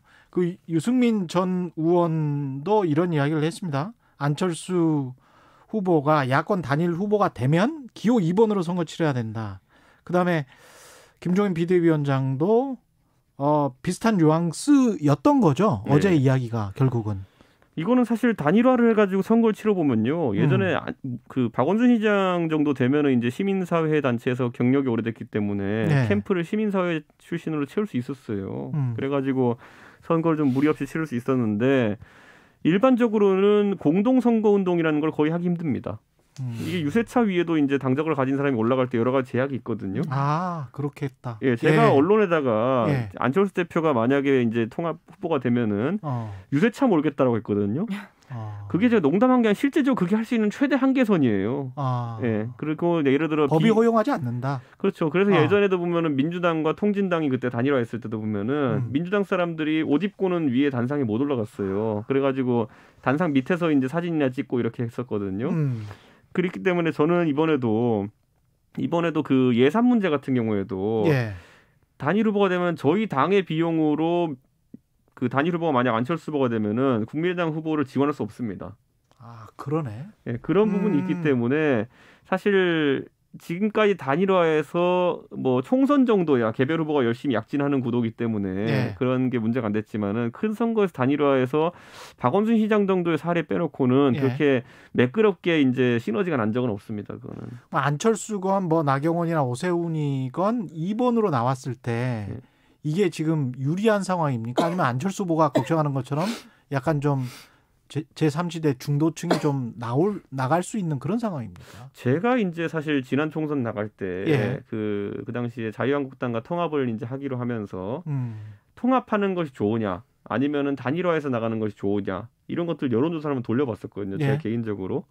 그런데 거의 차이가 없었습니다. 차이가 별로 없다. 그러니까 어차피 1대1 구도라는 거는 국민들 입장에서 여당에 대한 그 시기에 여당이 누구든지 간 여당에 대한 비토 투표 성격이 굉장히 강하기 때문에 안철수 후보가 이제 사실 뭐 국민의힘으로 나오는 국민의당 후보 나오든지 간에 표에는 큰 차이가 없을 것이다. 저는 이렇게 봅니다. 여당 같은 경우는 잘 진행되고 있습니까? 별로 약간 좀 불협화음이 있는 것 같아요. 김진애 후보가. 이제 뭐 아무래도 열린민주당 측에서 이제 요구하시는 부분들이 있는데 그걸 저희가 완벽하게 수용할 수 있는 수준은 지금 아닌 것 같고. 아 그래요? 네, 지금 일단. 공식적으로 보고가 이루어지고 있는 건 아니지만 이제 물밑 작업을 이제 진행하고 있는 부분 속에서는 아직 그렇게 뭐 타협점을 찾아서 이게 원활하게 진행되고 있는 건 아니다. 근데 다만 뭐 그 절차에 대해서는 계속 논의 중이고. 뭘 제일 김진애 후보가 요구하는 것 중에서 뭘 제일 받아들이기가 힘들어요? 민주당 입장에선? 뭐 저도 정확하게 이제 이거를 세부적으로 지금 듣고 있는 상황은 아니에요. 근데 이제 조금 더 이제 구체화가 되면 이제 말씀을 해주시겠다, 뭐 보고가 오겠다 이런 상황인데 일단 뭐 열린민주당 측에서 뭐 토론의 횟수라든지 뭐 이런 부분에서 저희랑 좀 이견이 있는 것 같습니다. 뭐 정확한 횟수 정도는 모르겠지만. 아니 그 3월 8일까지 김진애 의원 사퇴 안 할 거니까 그 전까지 배짱 플레이 하겠죠 민주당이. 뭐 그거 복잡하게 얘기합니까? 그렇게 하면서 뭐 얘기하고 있잖아요. 룰을 열린민주당이 두 손 백기 들고 받아줄 때까지 이제 애달게 하겠죠. 이제 보면은. 두 분이 보는 이번 재보궐선거 최대 관전 포인트 어떻게 되는 거예요? 이제 단일화 과정은 거의 다 끝나갈 것 같은데 이렇게 되면. 네, 뭐 단일화 같은 부분은 아무래도 야권에 관심이 좀 더 쏠려 있는 부분들이 있고 저희는 일단 오늘 저희 경선 후보가 확정이 되기 때문에 이제부터 좀 더 본격적인 플레이가 시작되지 않을까 싶습니다. 이준석 저는 이제 재난지원금 관련해 가지고 이달 말이 되면 이제 굉장히 좀 갈등이 심할 거다 이런 생각을 하고 실질적으로 선거를 앞두고 수백만 원대 이제 현금이 특정 시점에 제공되는 것에 대해 가지고 이거는 좀 생각해봐야 될 필요가 있다 이런 생각을 합니다.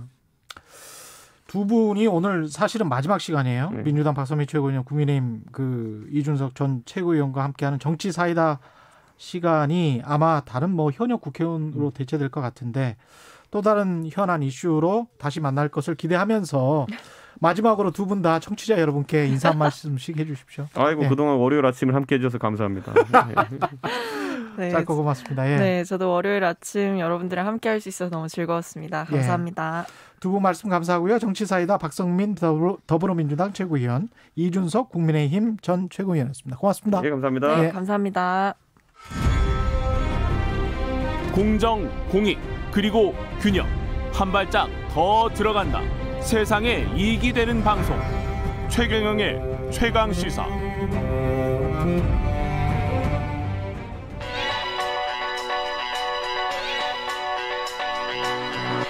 최강 시사 김한의 눈.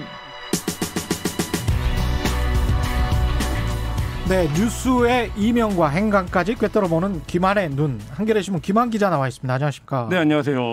오늘은 백신과 정치. 이게 사실 백신 가지고 이제 정치 이야기하는 게 저는 참 마음은 별로 좋지 않습니다. 왜 이런 것까지 정치에 이용돼야 되나 뭐 이런 생각도 들고요. 결국 뭐 정치가 한정적인 자원을 정당하게 배분하는 행위.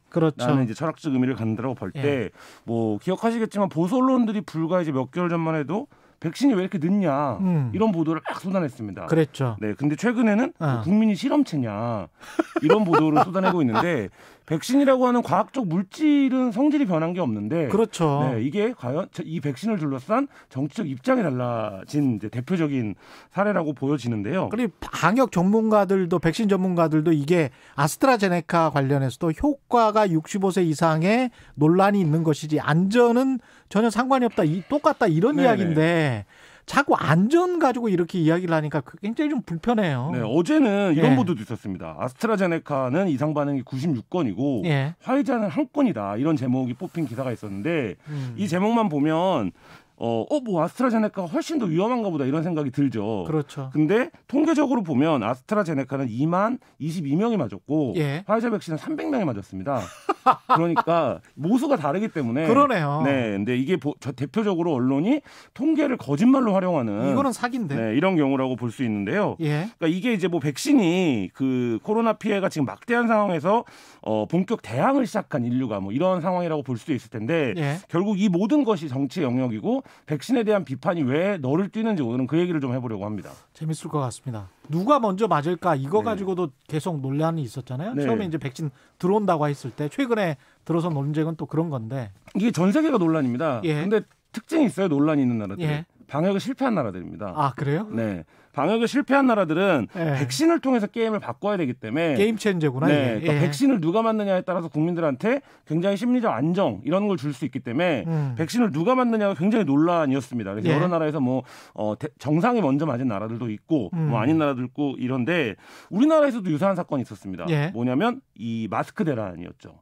아, 마스크 대란. 네, 코로나19 초기에 마스크를 어떻게 할 거냐, 어떻게 배분할 거냐. 그래서 뭐 그때 뭐 배급제냐, 뭐 이런 이제 비판이 나올 정도로 혼란이 있었는데 이런 경우에 우리가 그때 경험한 바가 있죠.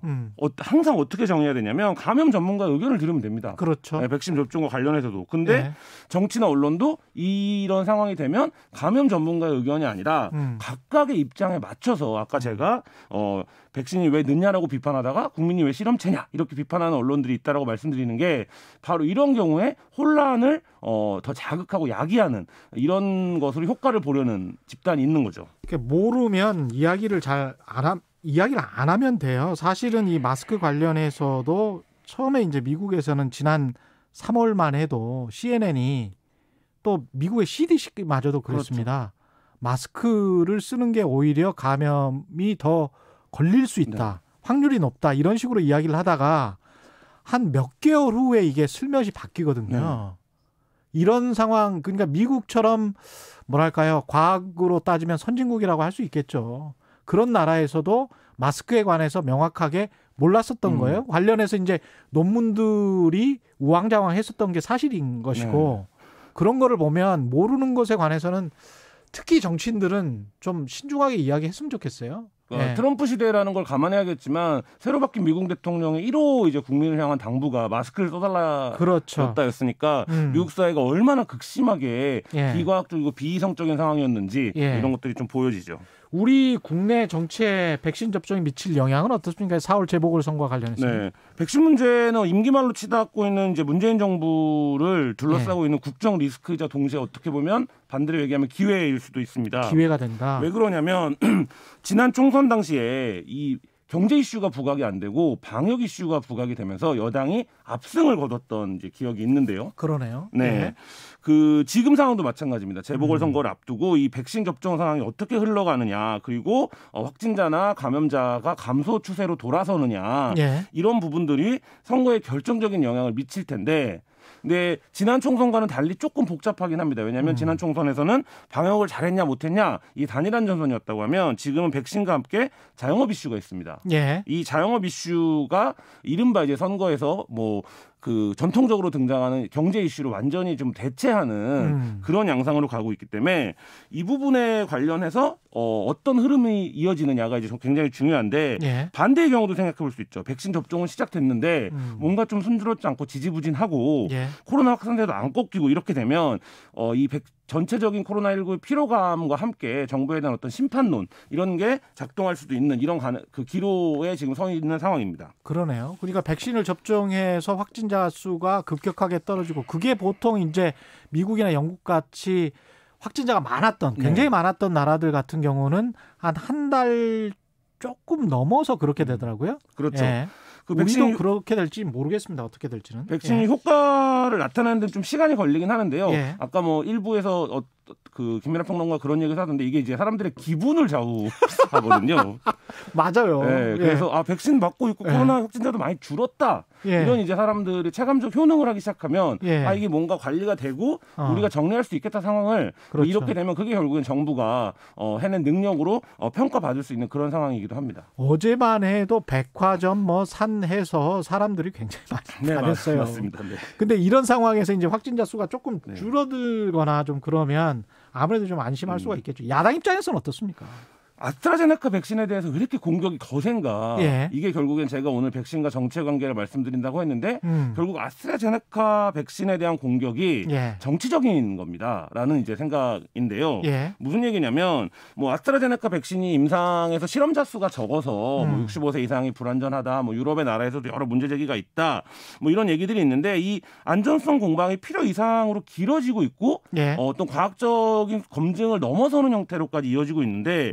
이게 뭐 그 보도들의 이면을 살펴보면 결국 백신에 대한 공격을 넘어서 정부 신뢰도에 타격을 주려는 의도가 보인다는 거죠. 그러니까 아까 제가 좀 전에 말씀드린 것처럼 백신 상황이 곧 정부의 능력으로 평가될 수 있는 상황에서 백신에 대한 공격은 그 자체로 그 정부에 대한 공격으로 치환될 수 있는 거죠. 그래서 아스트라제네카 백신에 불안해한다라는 건 곧 정부가 지금 하고 있는 백신 접종 자체에 불안감을 자극하려는 이런 의도가 지금 깔려 있는 뭐 이런 상황이라고 봐야 될 겁니다. 근데 그게 이제 국민들이 뻔히 보고 있는 상황에서 너무 심하면 역풍이 불 수 있지 않아요? 그러니까 그 가능성이 있죠. 그래서 백신에 대해서 초반에 여러 가짜 뉴스들이 있었고 이 가짜 뉴스들의 근거에서 뭐 정치인들도 약간 발언을 하는 SNS에서 이런 행태들도 있었는데 사실 이런 부분들이 빠르게 한국 사회는 특히 이제 미디어의 발달 정도가 굉장히 빠르기 때문에 굉장히 빠르게 정정이 되긴 합니다. 근데 다만 지금 이제 야당이 텃밭으로 두고 있는 보수층, 노년층의 경우에는 좀 상대적으로 영향이 크다고 볼 수 있습니다. 언론계의 차인표 홍사훈. 잘생겼지, 똑똑하지, 정의롭지, 뭐 하나 빠지는 게 없는 완벽한 기자 홍사훈. 오후 4시 5분 홍사훈의 경제쇼를 전적으로 믿으세요. 경제방송 아무거나 들으면 큰일 납니다. 경제도 이제는 저 홍반장 홍사훈입니다.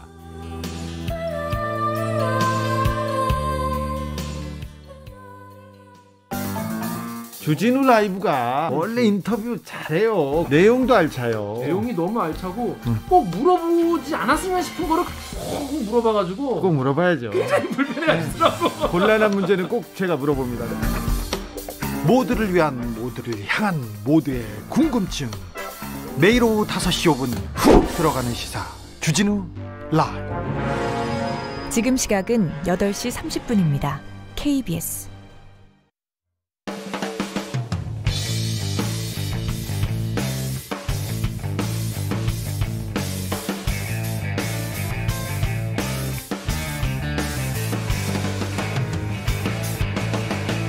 최경영의 최강 시사.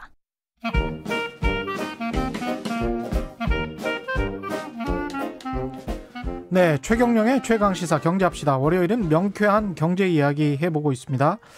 박정호 명지대학교 특임 교수 나와 계십니다. 안녕하십니까? 예, 안녕하세요. 예, 금리가 심상치가 않아서 지난주에 저도 조마조마했었는데 약간 좀 진정되는 기미는 있습니다만은 우리가 이제 미국 국채 금리를 이렇게 계속 봐야 되는 그런 상황으로 와버렸습니다. 그러니까요. 사실 그 미국 국채 금리가 진짜 심상치 않습니다. 작년 연말만 하더라도 0.5% 수준이었는데요. 지금 2월 말 기준으로 아마 1.6%니까 이게 거의 1%포인트가 한두 달 만에 올라간 거거든요. 1%포인트라고 말씀하셨지만 사실은 200%가 올라간 거예요. 그렇죠. 0.5%였기 때문에. 예. 엄청난 거죠, 이게. 맞습니다. 뭐 조금 진정 국면인 것 같긴 하지만 계속 지금 모니터를 해야 될 상황은 분명해 보여요. 자, 그러면 이 미국 국채 금리 오르는 게 물론 이렇게 급등할 줄은 몰랐지만 많은 전문가들은 사실은 오름 추세에 있을 거다라는 건 이미 다 예견된 일입니다. 그렇죠. 그 이유를 좀 설명드리면요. 사실 국채를 발행하는 가장 큰 이유는 정부가 돈이 필요할 때 돈을 빌리는 거잖아요. 그렇죠. 근데 작년에도 코로나19 사태 방역뿐만 아니라 내수 경제 진작을 위해서 작년에 미국 경제가 재정 적자가 3조 1천억 원 수준이니까요. 예. 그 정도의 적자였는데 올해도 바이든 정부에서 그거 못지않은 대규모 경기 부양책을 하겠다. 1조 9천억. 예. 예. 그렇게 되면 쉽게 얘기해서 정부가 돈이 더 필요한 거니 그렇죠. 또 국채를 발행할 것이라고 당연히 짐작할 수가 있는 것이죠. 명확하죠. 예. 예. 그러면 국채가 점점 이렇게 시장에 더 많이 발행된다는 건 국채가 넘쳐나는 거니까 국채 가격이 떨어지고 그러네. 그러면 국채 가격과 국채 금리는 반비례 관계니 예. 당연히 국채 금리가 올라갈 수밖에 없다 생각이 되는 겁니다. 그러네요. 거기다 하나가 더 있었는데요.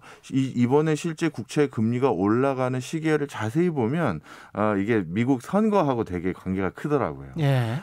미국도 국채를 발행하기 위해서는 행정부, 하원, 상원 모두의 동의가 필요한 것인데요. 예. 그런데 상원의 조지아주에서 민주당이 마저 당선될 때 또 국채금리 또 올라갔고 또 이렇게 자꾸 올라가는 거예요. 예. 그 얘기는 무슨 얘기냐. 결국 민주당은 강력한 경기 부양책을 하기로 마음을 먹었는데 그것을 상원까지 민주당이 다수당으로 장악하면서 그러면 대규모 국채 발행이 더 가능성이 높아졌구나. 그러네요. 수월해졌구나. 이런 판단을 한 겁니다. 1조 9천억 말고 또 할 수 있다라는 이야기를 계속 하고 있기 때문에. 하고 있죠. 예. 근데 우리가 이렇게 미국 국채 금리 변화에 주목해야 되는 이유가 뭘까요? 가장 주목해야 될 이유는 전 세계 그 금리가 서로 연동되어 있다고 연동되어 보시면 있다. 됩니다. 우리 금리도. 예. 예. 사실 미국 그 10년물 국채 금리에 가장 직접적으로 지금 동조화 현상이 있는 그 금리는 미국과 일본과 독일, 그다음에 홍콩, 영국 이런 데거든요. 예. 그런데 그런데 못지않게 우리나라와 중국 그 국채 금리도 사실 맞물려 있습니다. 예. 근데 이 국채 금리라는 것은요. 가장 기준이 되는 금리 중에 하나이기 때문에 국채 금리가 이렇게 지속적으로 고공행진을 벌리면 시중 금리도 그거에 따라갈 가능성이 많거든요. 그렇죠. 그렇다면 요즘 특히 코로나19로 본의 아니게 소상공인 분들도 대출받은 분들도 많으실 거고 예. 또 주식도 열풍이라서 비투하시는 분도 또 이게 참 제가 걱정되는 부분이지만 있으시잖아요. 예. 바로 이런 분들은 당연히 이런 것들을 크게 우려할 수밖에 없고요. 더 크게 이제 가장 이제 금리에 주목하는 분들은 예. 역시 주식 투자하시는 분들이죠. 그렇죠. 지금 말씀하신 것 쭉 정리를 해보면 미국 국채 금리가 올라가면 한국을 포함한 주요국의 국채 금리가 올라가고 시중 금리가 올라가면서 우리 서민들의 대출 금리는 시중 금리의 영향을 받기 때문에 그렇죠. 예, 기준 금리의 영향을 받기도 하지만 기준 금리가 올라가지 않는 상황에서도 시중 금리가 올라가면 대출 금리는 올라가는 것이거든요. 네. 그러면서 이제 우리 서민들한테 영향을 미치고 게다가 이제 그동안에 자산 투자를 굉장히 많이 했어요. 주식이고 부동산이고 뭐 30대 영끌 뭐 이런 이야기까지 다 했는데 그렇죠. 하나하나씩 짚어보려. 주식 같은 경우는 어떤 영향을 받게 됩니까? 예, 많은 분들이 이제 제일 그걸 궁금해하시더라고요. 예. 아니 저 이억만리에 있는 나라에 국채 금리 오른 게 우리나라 주식 투자하고 뭔 관계가 있느냐 이렇게들 말씀하시는데요. 예. 자, 좀 설명을 드려보겠습니다. 예. 사실 미국 그 10년물 국채 금리가 이렇게 낮았을 때 어떤 일들이 일어났었냐면요. 미국에서도 초우량 회사들하고 빅테크 기업들이 대규모 회사채를 발행한 적이 많습니다. 작년에도 그랬고요. 예. 이건 왜 그러냐 하면 특히 빅테크 기업들은 앞으로도 돈을 바로 버는 것이 아니라 지속적으로 투자를 해야 되잖아요. 근데 이 투자를 할 때도 본인들이 본인 돈뿐만 아니라 이렇게 돈을 빌려서 할 때도 있기 때문에 예. 금리가 낮았을 때 이런 빅테크 기업들은 회사채를 발행해서 본인들이 투자해야 될 것들에 대한 자금을 마련해 놓습니다. 예. 그런데 이 또 아까도 우리 최 기자님께서 말씀하신 것처럼 국채 금리하고 회사채 금리도 역시 연동되거든요. 그렇죠. 근데 작년에는 국채 금리가 워낙 쌌으니 그러면 이때 회사채 발행해야지 하면서 빅테크 기업뿐만 아니라 작년에는 미국의 초우량 회사들도 회사채를 많이 발행했어요. 초우량 회사들뿐만 아니고 CCC 이하의 기업들도 굉장히 많이 발행해요. 말할 거 없고요. 예. 왜 많이 발행하냐면 실제 그럼 초우량 회사도 뭔가 신규 투자하는 거냐? 그 초우량 회사는 그게 아니라요. 예. 쉽게 얘기해서 회사채가 이렇게 금리가 낮았을 때 돈을 왕창 빌렸다가 그렇죠. 하다못해 금리 올라가면 돈놀이라도 할 수 있잖아요. 그렇습니다. 바로 그런 이유들로 인해서 이렇게 대규모 회사채까지 발행이 됐었는데 갑자기 이렇게 금리가 올라가기 시작하면 이제 어떻게 되느냐? 가장 직접적으로 영향을 받는 거는 이제 중장기적인 투자를 계속해야 되는 이 테크 기업들입니다. 그렇죠. 예. 지금 당장 돈을 벌 건 없고 돈이 들어갈 건 잔뜩 있는데 돈을 빌려 쓴 것에 대한 금리가 올라간다라고 하면 그렇죠. 이거는 회사의 재정 건전성에 분명히 악영향을 미치는 요소죠. 그렇죠. 그래서요. 미국의 10년물 금리 같은 이런 국채 금리가 올라가기 시작하면 전 세계에 주식 투자를 하는 자산 포트폴리오 배분이 달라지는데요. 달라진다. 첫 번째는 이런 성장주라고 우리 흔히 부르죠. 빅테크 기업들 같은 이런 앞으로를 바라보고 지속적으로 투자해야 되는 회사들에 대해서는 돈을 살짝 좀 빼고 성장주 빼고 네. 오히려 전통적인 뭐 가치주라고 해야 될까요? 자리매김한 회사들 글로 포트폴리오로 옮겨가는 경우가 많고요. 또한 이렇게 미국 국채 10년물이 금리가 올라가게 되면 미국 시장에 돈이 다시 몰리게 됩니다. 그렇죠. 쉽게 얘기해서 금리라는 것은 결국 미국 그 국채 금리라는 것은 달러의 가치가 올라갔다는 것이랑 똑같은 건데 그렇죠. 그렇다면 해외 시장에 투자해놨던 많은 투자자들이 달러 가치가 다시 올라간다고 하니 차라리 우리 본국으로 돌아가자 해서 뉴욕 증시나 나스닥으로 올 가능성이 있는 거죠. 그러면 이머징 마켓이 빠지겠죠? 그렇죠. 실질적으로 미국의 국채 금리가 올랐을 때 우리나라를 비롯해서 이머징 마켓의 주가 지수에 영향을 많이 받았었거든요. 바로 그런 이유들로 인해서 최근도 걱정을 많이 하고요. 특히 여기서 하나만 더 말씀드리면 국채 금리를 저는 기준점을 1.4%로 봤었어요. 국채 그 10년물요? 왜 그러냐면 1.4%보다 그거보다 국채 금리가 높아지면 이건 진짜 자본시장에서 큰 영향이 있다고 봤는데 지금 현재 얼마입니까? 지금 1.37%까지를 제가 지난도 화요일까지 확인했는데 이제 휴일이 있어가지고 제가 아직 확인하지 않았고요. 자 살펴보면 이렇게 보시면 됩니다. 왜 그러냐면 S&P 500 그 회사의 평균 배당 수익률이 1.4%예요. 그러면 내가 위험자산이라고 하는 주식시장에 배당을 받는 것도 1.4%인데 전 세계에서 가장 안전한 국채 금리가 그거보다 높으면 10년짜리가 뭐하러 주식을 뭐하러 하겠습니까? 주식하냐? 뭐 이렇게 되겠지. 그렇죠. 그러니 그거보다 금리가 확 올라가 버리면 이건 진짜 우리 주식시장뿐만 아니라 미국 주식시장에도 큰 변곡점이 될 수가 있다. 그래서 파웰이 급하게 나와서 불을 끈 거예요. 지금 한 1.6까지 올라갔다 1.45 정도인 걸로 저는 기억하는데 이런 상황 특히 여기에 또 부채질하는 게 인플레이션 우려잖아요. 네, 맞습니다. 근데 인플레 같은 경우는 저는 좀 이렇게 봅니다. 지난 30년 동안 전 세계 중앙은행들의 고심이 본인들이 설정했던 물가 목표제를 잘 달성을 못하는 거예요. 작년에 제가 이주열 총재님 만나 뵀었던 적이 있었거든요. 그때 이주열 총재님께도 직접 여쭤봤어요. 최근 한국은행조차도 물가 목표제 2%를 달성하지 못한 적이 많은데 총재님께서 개인적으로 보시기에 어떻게 생각하십니까? 그랬더니 이게 산업구조의 변화 때문에 일어나는 현상 같다. 어떤 경기가 안 좋아가지고 저물가 기조가 유지되는 게 아니라 그래서 무슨 말씀입니까 했더니 말 그대로 이커머스 발달하다 보니까 이쪽에서 얼마 낮추면 바로 경쟁적으로 또 낮추고 그렇습니다. 그래서 앞으로 이게 우리나라뿐만 아니라 전 세계에서 저물가 기조가 굉장히 공고해진 것 같다. 이렇게 했었거든요. 구조적이다. 인플레이션 안 일어날 것 같다. 이런 말씀이에요. 이번에 파웰 의장도 물론 불 끄려고 강력하게 말씀하신 것도 있겠지만 파웰 의장도 고민이 그거였거든요. 저물가 기조는 계속된다. 그렇죠. 그래서요, 저는 이렇게 봅니다. 지금 일순간 농산물 가격 오르고 원자재 가격 오르는 것은 요 일순간 단기적인 이슈일 가능성이 일시적이다. 많고요. 근데 내년쯤 완벽하게 코로나19가 좀 탈피되고 나면 다시 정상적인 저물가 기조로 저는 갈 거라고 봐요. 농산물 같은 경우는 갑자기 농산물 제대로 생산이 안 됐을 때 이거에 대한 수급을 즉각적으로 할 수가 없잖아요. 키우는데 또 시간이 걸리니까요. 그래서 지금 그 부분이 하나 있고 원자재 같은 경우는 브라질을 비롯해서 호주 많은 원자재를 공급하는 국가의 현지 광산이라고 해야 될까요? 공장이라고 해야 될까요?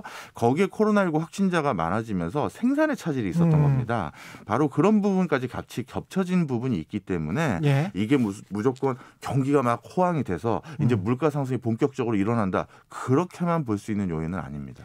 미국은 근데 지표가 굉장히 좋더라고요. 예. 근데 미국이 굉장히 지표가 좋은 상황에서 물론 이제 제롬 파월 의장도 한동안은 정책금리를 절대 올리지 않겠다 뭐 이런 식으로 계속 이야기를 하고 있고 네. 그래서 안심을 할 수 있지만 미국이 계속 저렇게 경기가 너무 좋아버리면 그리고 일종의 이제 백신 맞고 보복 소비라는 걸 하고 그렇게 되면 이게 그쪽에서 시중금리가 들썩들썩하면 우리 쪽에 어떻게 될까요? 이게 사실은 그쪽이 참 좋으면 우리 쪽도 제조업은 되게 좋았던 게 과거인데. 맞습니다. 예. 사실 국채금리 올라가지고 미국 달러 강세가 되면 당연히 환율은 떨어지기 때문에 환율은 올라가기 때문에 예. 그 과정에서 우리나라 기업들의 수출 성적은 더 좋아지는 건 맞죠. 예. 근데 문제는 지금 기업들의 수출이라는 것은 좀 이제 시간 텀을 두고 그게 성적표에 반영이 되는 것인데 그렇죠. 주식이라는 건 바로 즉각적으로 반영이 받으니까 그렇죠. 그 부분을 가장 크게 걱정하는 거고요.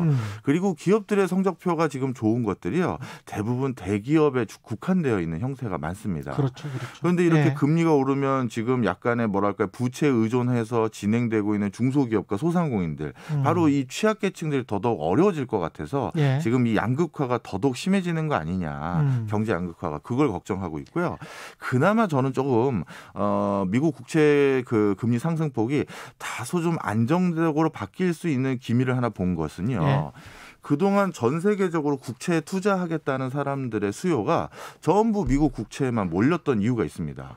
그 이유는 일본과 유럽, 대표적인 미국 국채 못지않은 안정적인 국채들이 전부 그동안 마이너스 금리였어요. 그렇죠. 예. 그러다 보니까 국채 금리가 마이너스라는 건 내가 투자했을 때 원금 플러스 이자를 받는 게 아니라 원금에서 일부도 못 받는다는 거잖아요. 그렇죠. 예. 그러다 보니 국채를 꼭 포트폴리오 차원에서 가지고 있어야 되는 누군가가 일본과 유럽은 못 투자를 하게 됐던 것인데 그렇게 되네. 최근에 유럽과 일본이 통화정책 기조를 정상화하기 시작하면서 이 마이너스 금리에서 플러스로 다시 전환될 기미가 있습니다. 그러다 보니까 예. 국채라는 포트폴리오에서도 미국 국채 말고 다른 것도 분산될 것으로 보여서 예. 앞으로 이렇게 또 급등하는 기조가 계속되지는 않을 거다 이렇게 보고 있습니다. 그때 또 다른 걱정이 그렇게 되면 미국 그 유럽 쪽에 이른바 이제 피그 국가들이 흔들릴 가능성이 있겠습니다. 또. 뭐 그건 그렇죠. 이 주식 시장이나 부동산 시장은 여러 이제 완전히 글로벌화돼서 전 세계 요인들을 다 봐야 될 것 같은데 마지막으로 네. 우리가 조금 더 유의해서 봐야 될 것 미국 국채금리 말고 또 뭐가 있을까요? 미국 국채금리 말고 가장 중요한 요소 중에 하나는 또 역시 유가입니다. 유가. 예, 미국 국채금리를 먼저 선반영하는 것은 유가 변화거든요. 예. 특히 10년물 금리는 유가에 대해서 굉장히 민감한 지표 중에 하나이기 때문에 향후 10년물 국채금리가 어떻게 되는지 누가 예측을 미리 해서 예. 본인의 자산이나 부채를 조정하고 싶으신 분들이 있다면 유가 추이를 봐달라. 이렇게 유가 추이를 봐라. 예. 예. 유가 추이를 보면 알 수 있다.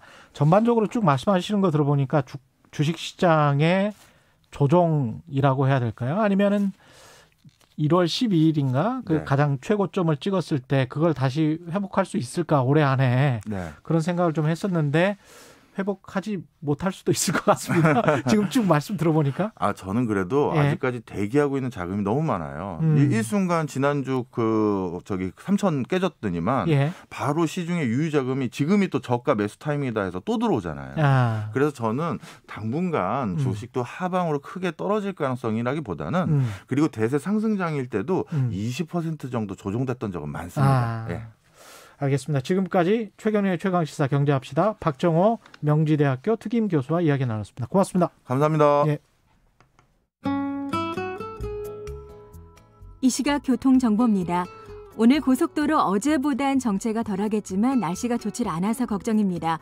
오늘 귀경길은 오전 10시 무렵 정체가 시작돼서 가장 어려운 시간대는 오후 4시에서 5시 사이로 내다보고 있습니다. 지금 고속도로 정체는 없는데요. 영동고속도로 인천 쪽 군자 분기점 부근에 사고 있습니다.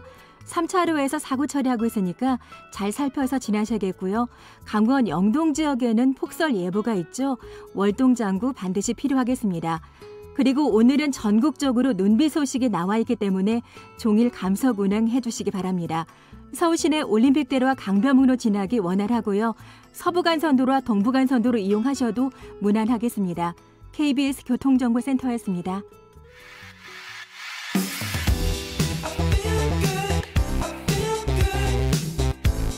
세상에 이익이 되는 방송 최경영의 최강시사. 네, 국내 유일의 신문부수 인증기관인 ABC협회 부수공사가 조작되고 있다는 의혹이 지난해 제기됐었죠. 문화체육관광부가 신문지국 현장 조사를 실시했습니다. 결과가 나왔는데 조선일보를 비롯한 대다수 신문의 실제 유료 부수가 ABC협회가 공표한 유료 부수의 절반 수준인 것으로 드러났습니다. 이게 어떤 의미인지 지난해 11월 이 문제를 내부에서 폭로하신 분입니다. 박용학 한국 ABC협회 전 사무국장과 말씀 나눠보겠습니다. 안녕하십니까? 네, 예. 안녕하십니까? 박용학입니다. 예, 그러니까 박용학 국장님은 ABC협회에 근무를 하셨었던 거죠? 예, 제가 92년부터 올해 11월 말까지 해고당하기 전까지 92년부터 근무? 네네. 예. 그러면 이게 지금 해고는 이 폭로와 관련돼 있었던 건가요? 네. 그렇게 보고 있습니다, 저는. 아, 네. 그렇게 생각을 하시는 네네네. 거고, ABC협회는 이제 다른 이야기를 하고 있는 것이고. 예, 맞습니다. 예. 일단은 먼저 신문 부수와 관련해서 이게 실제보다 어느 정도 부풀려져 있는지. 저희가 그 문체부 조사에서 거의 2배 정도 부풀려졌다고 밝혀졌는데요. 예. 저희들도 내부적으로 이렇게 여러 가지 데이터를 분석해 봤을 때 그게 거의 비슷하게 맞지 않는가 하는 생각을 하고 있습니다. 예. 이게 부수가 부풀려졌다는 게 어떤 의미인가요? 그러니까 100만 부를 내가 발행한다. 네네. 그 정확히 수치로 어떻게 됩니까? 조선일보 같은 경우는 가장 큰 회사니까. 조선일보 같은 경우는 지금 한 120만 부 정도를 발행하고 있습니다. 발행한다고 본인들이 이야기를 하고 있죠. 예. 그런데 우리가 ABC협회가 발표한 부수는 한 116만 부 정도? 116만 부? 예. 그렇게 발표를 했는데. 발표를 해왔고. 예, 문체부 조사 결과로 봐서는 한 58만 부 정도? 58만 부? 예. 그냥 뭐 한 절반 정도. 이게 유료 부수고? 예, 실제 유료 부수다라고 이제 검증이. 그러면 거의 나머지 60만 부는 어떻게 되는 거예요? 60만 부는 지금 이제 지난번에 또 다른 조사에서 한 36% 정도가 파지라고 그랬거든요.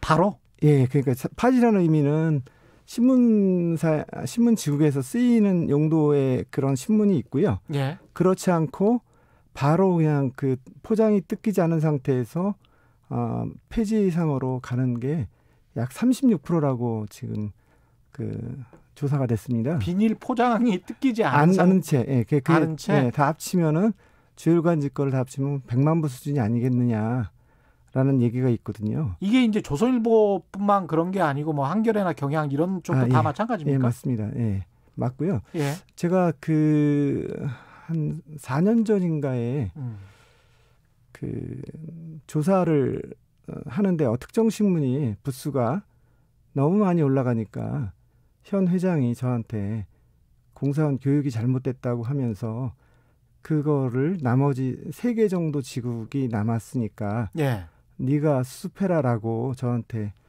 한 적이 있습니다. 그래서 제가 그 담당 공무원들을 불러서 현재 공사를 어떻게 하는지를 제가 한번 들어보니까 아주 문제가 있더라고요. 그래서 제가 그 공사하는 방향을 이렇게 진행하면 된다라고 이렇게 하라고 얘기를 하고 공사라는 게 공식적으로 조사를 한다는 거죠. 공공조사라고 공공조사라는 거죠.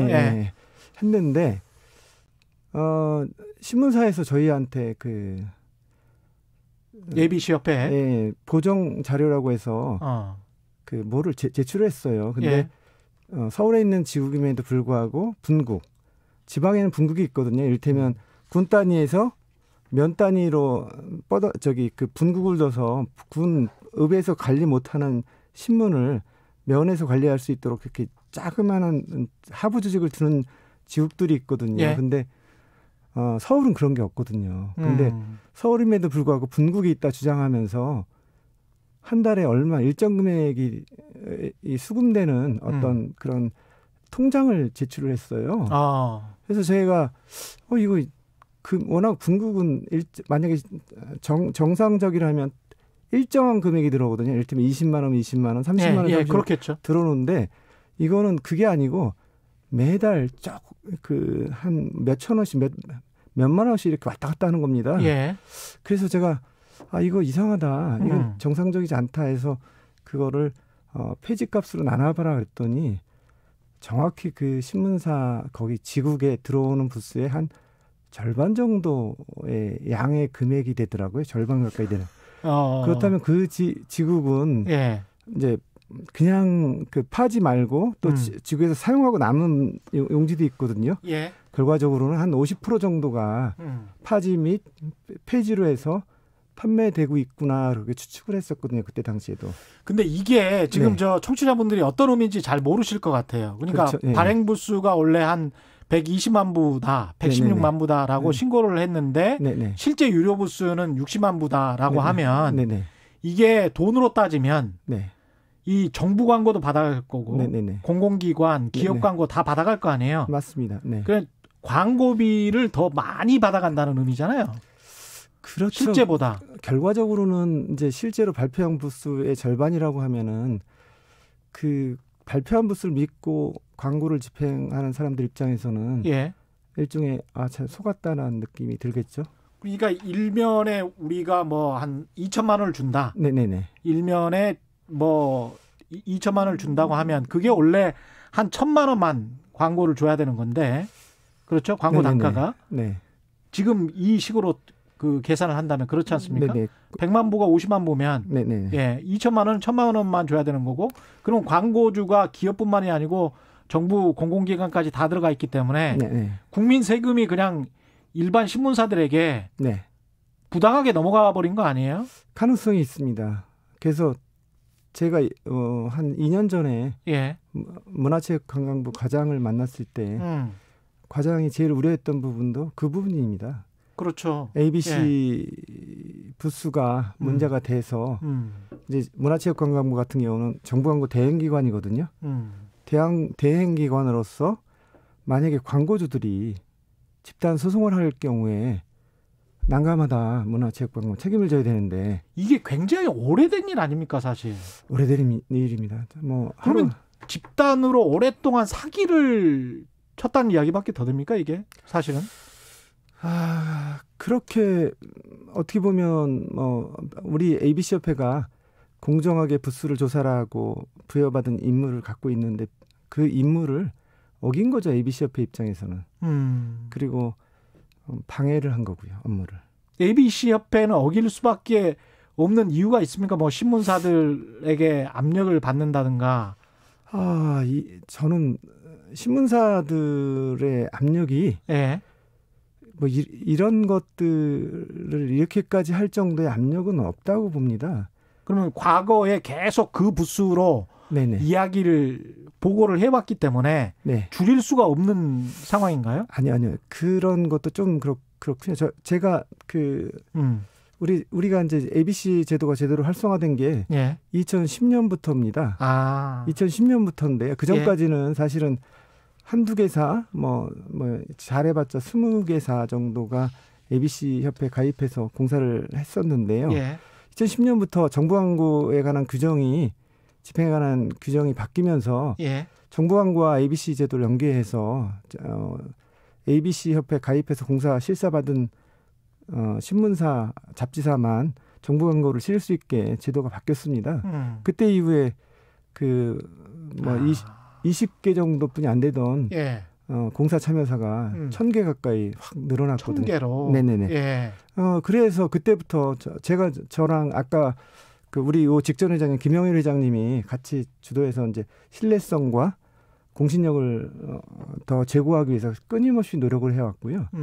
그게 지속된 게 2014년까지고요. 이거는 일종의 이제 정부 조달 업무가 마비된 것 같은 그런 상황이네요. 그럼 이게 개선을 하려면 네네. 어떻게 해야 됩니까? 지금 시간이 얼마 안 남아서. 개선을 하려면 사실은 첫 번째는 이런 부수 조작에 가담하고 적극적으로 진행했던 그런 관련자들에 대한 처벌이 제일 우선이고요. 두 번째는 그 이후에는 ABC 제도를 수행할 수 있는 어떤 공정한 기관을 ABC협회가 됐든 다른 기관이 됐든 그런 기관들이 독립적으로 공사할 수 있도록 제도화하고요. 그다음에 이런 상황에 신문사들이 어떤 우리 그런 기구의 의사결정이나 이런 것들을 좌우할 수 없도록 균형과 견제를 갖추는 그런 조직으로 제때 해상하는 게 중요하다고 생각합니다. 감사합니다. 박용학 ABC협회 전 사무국장과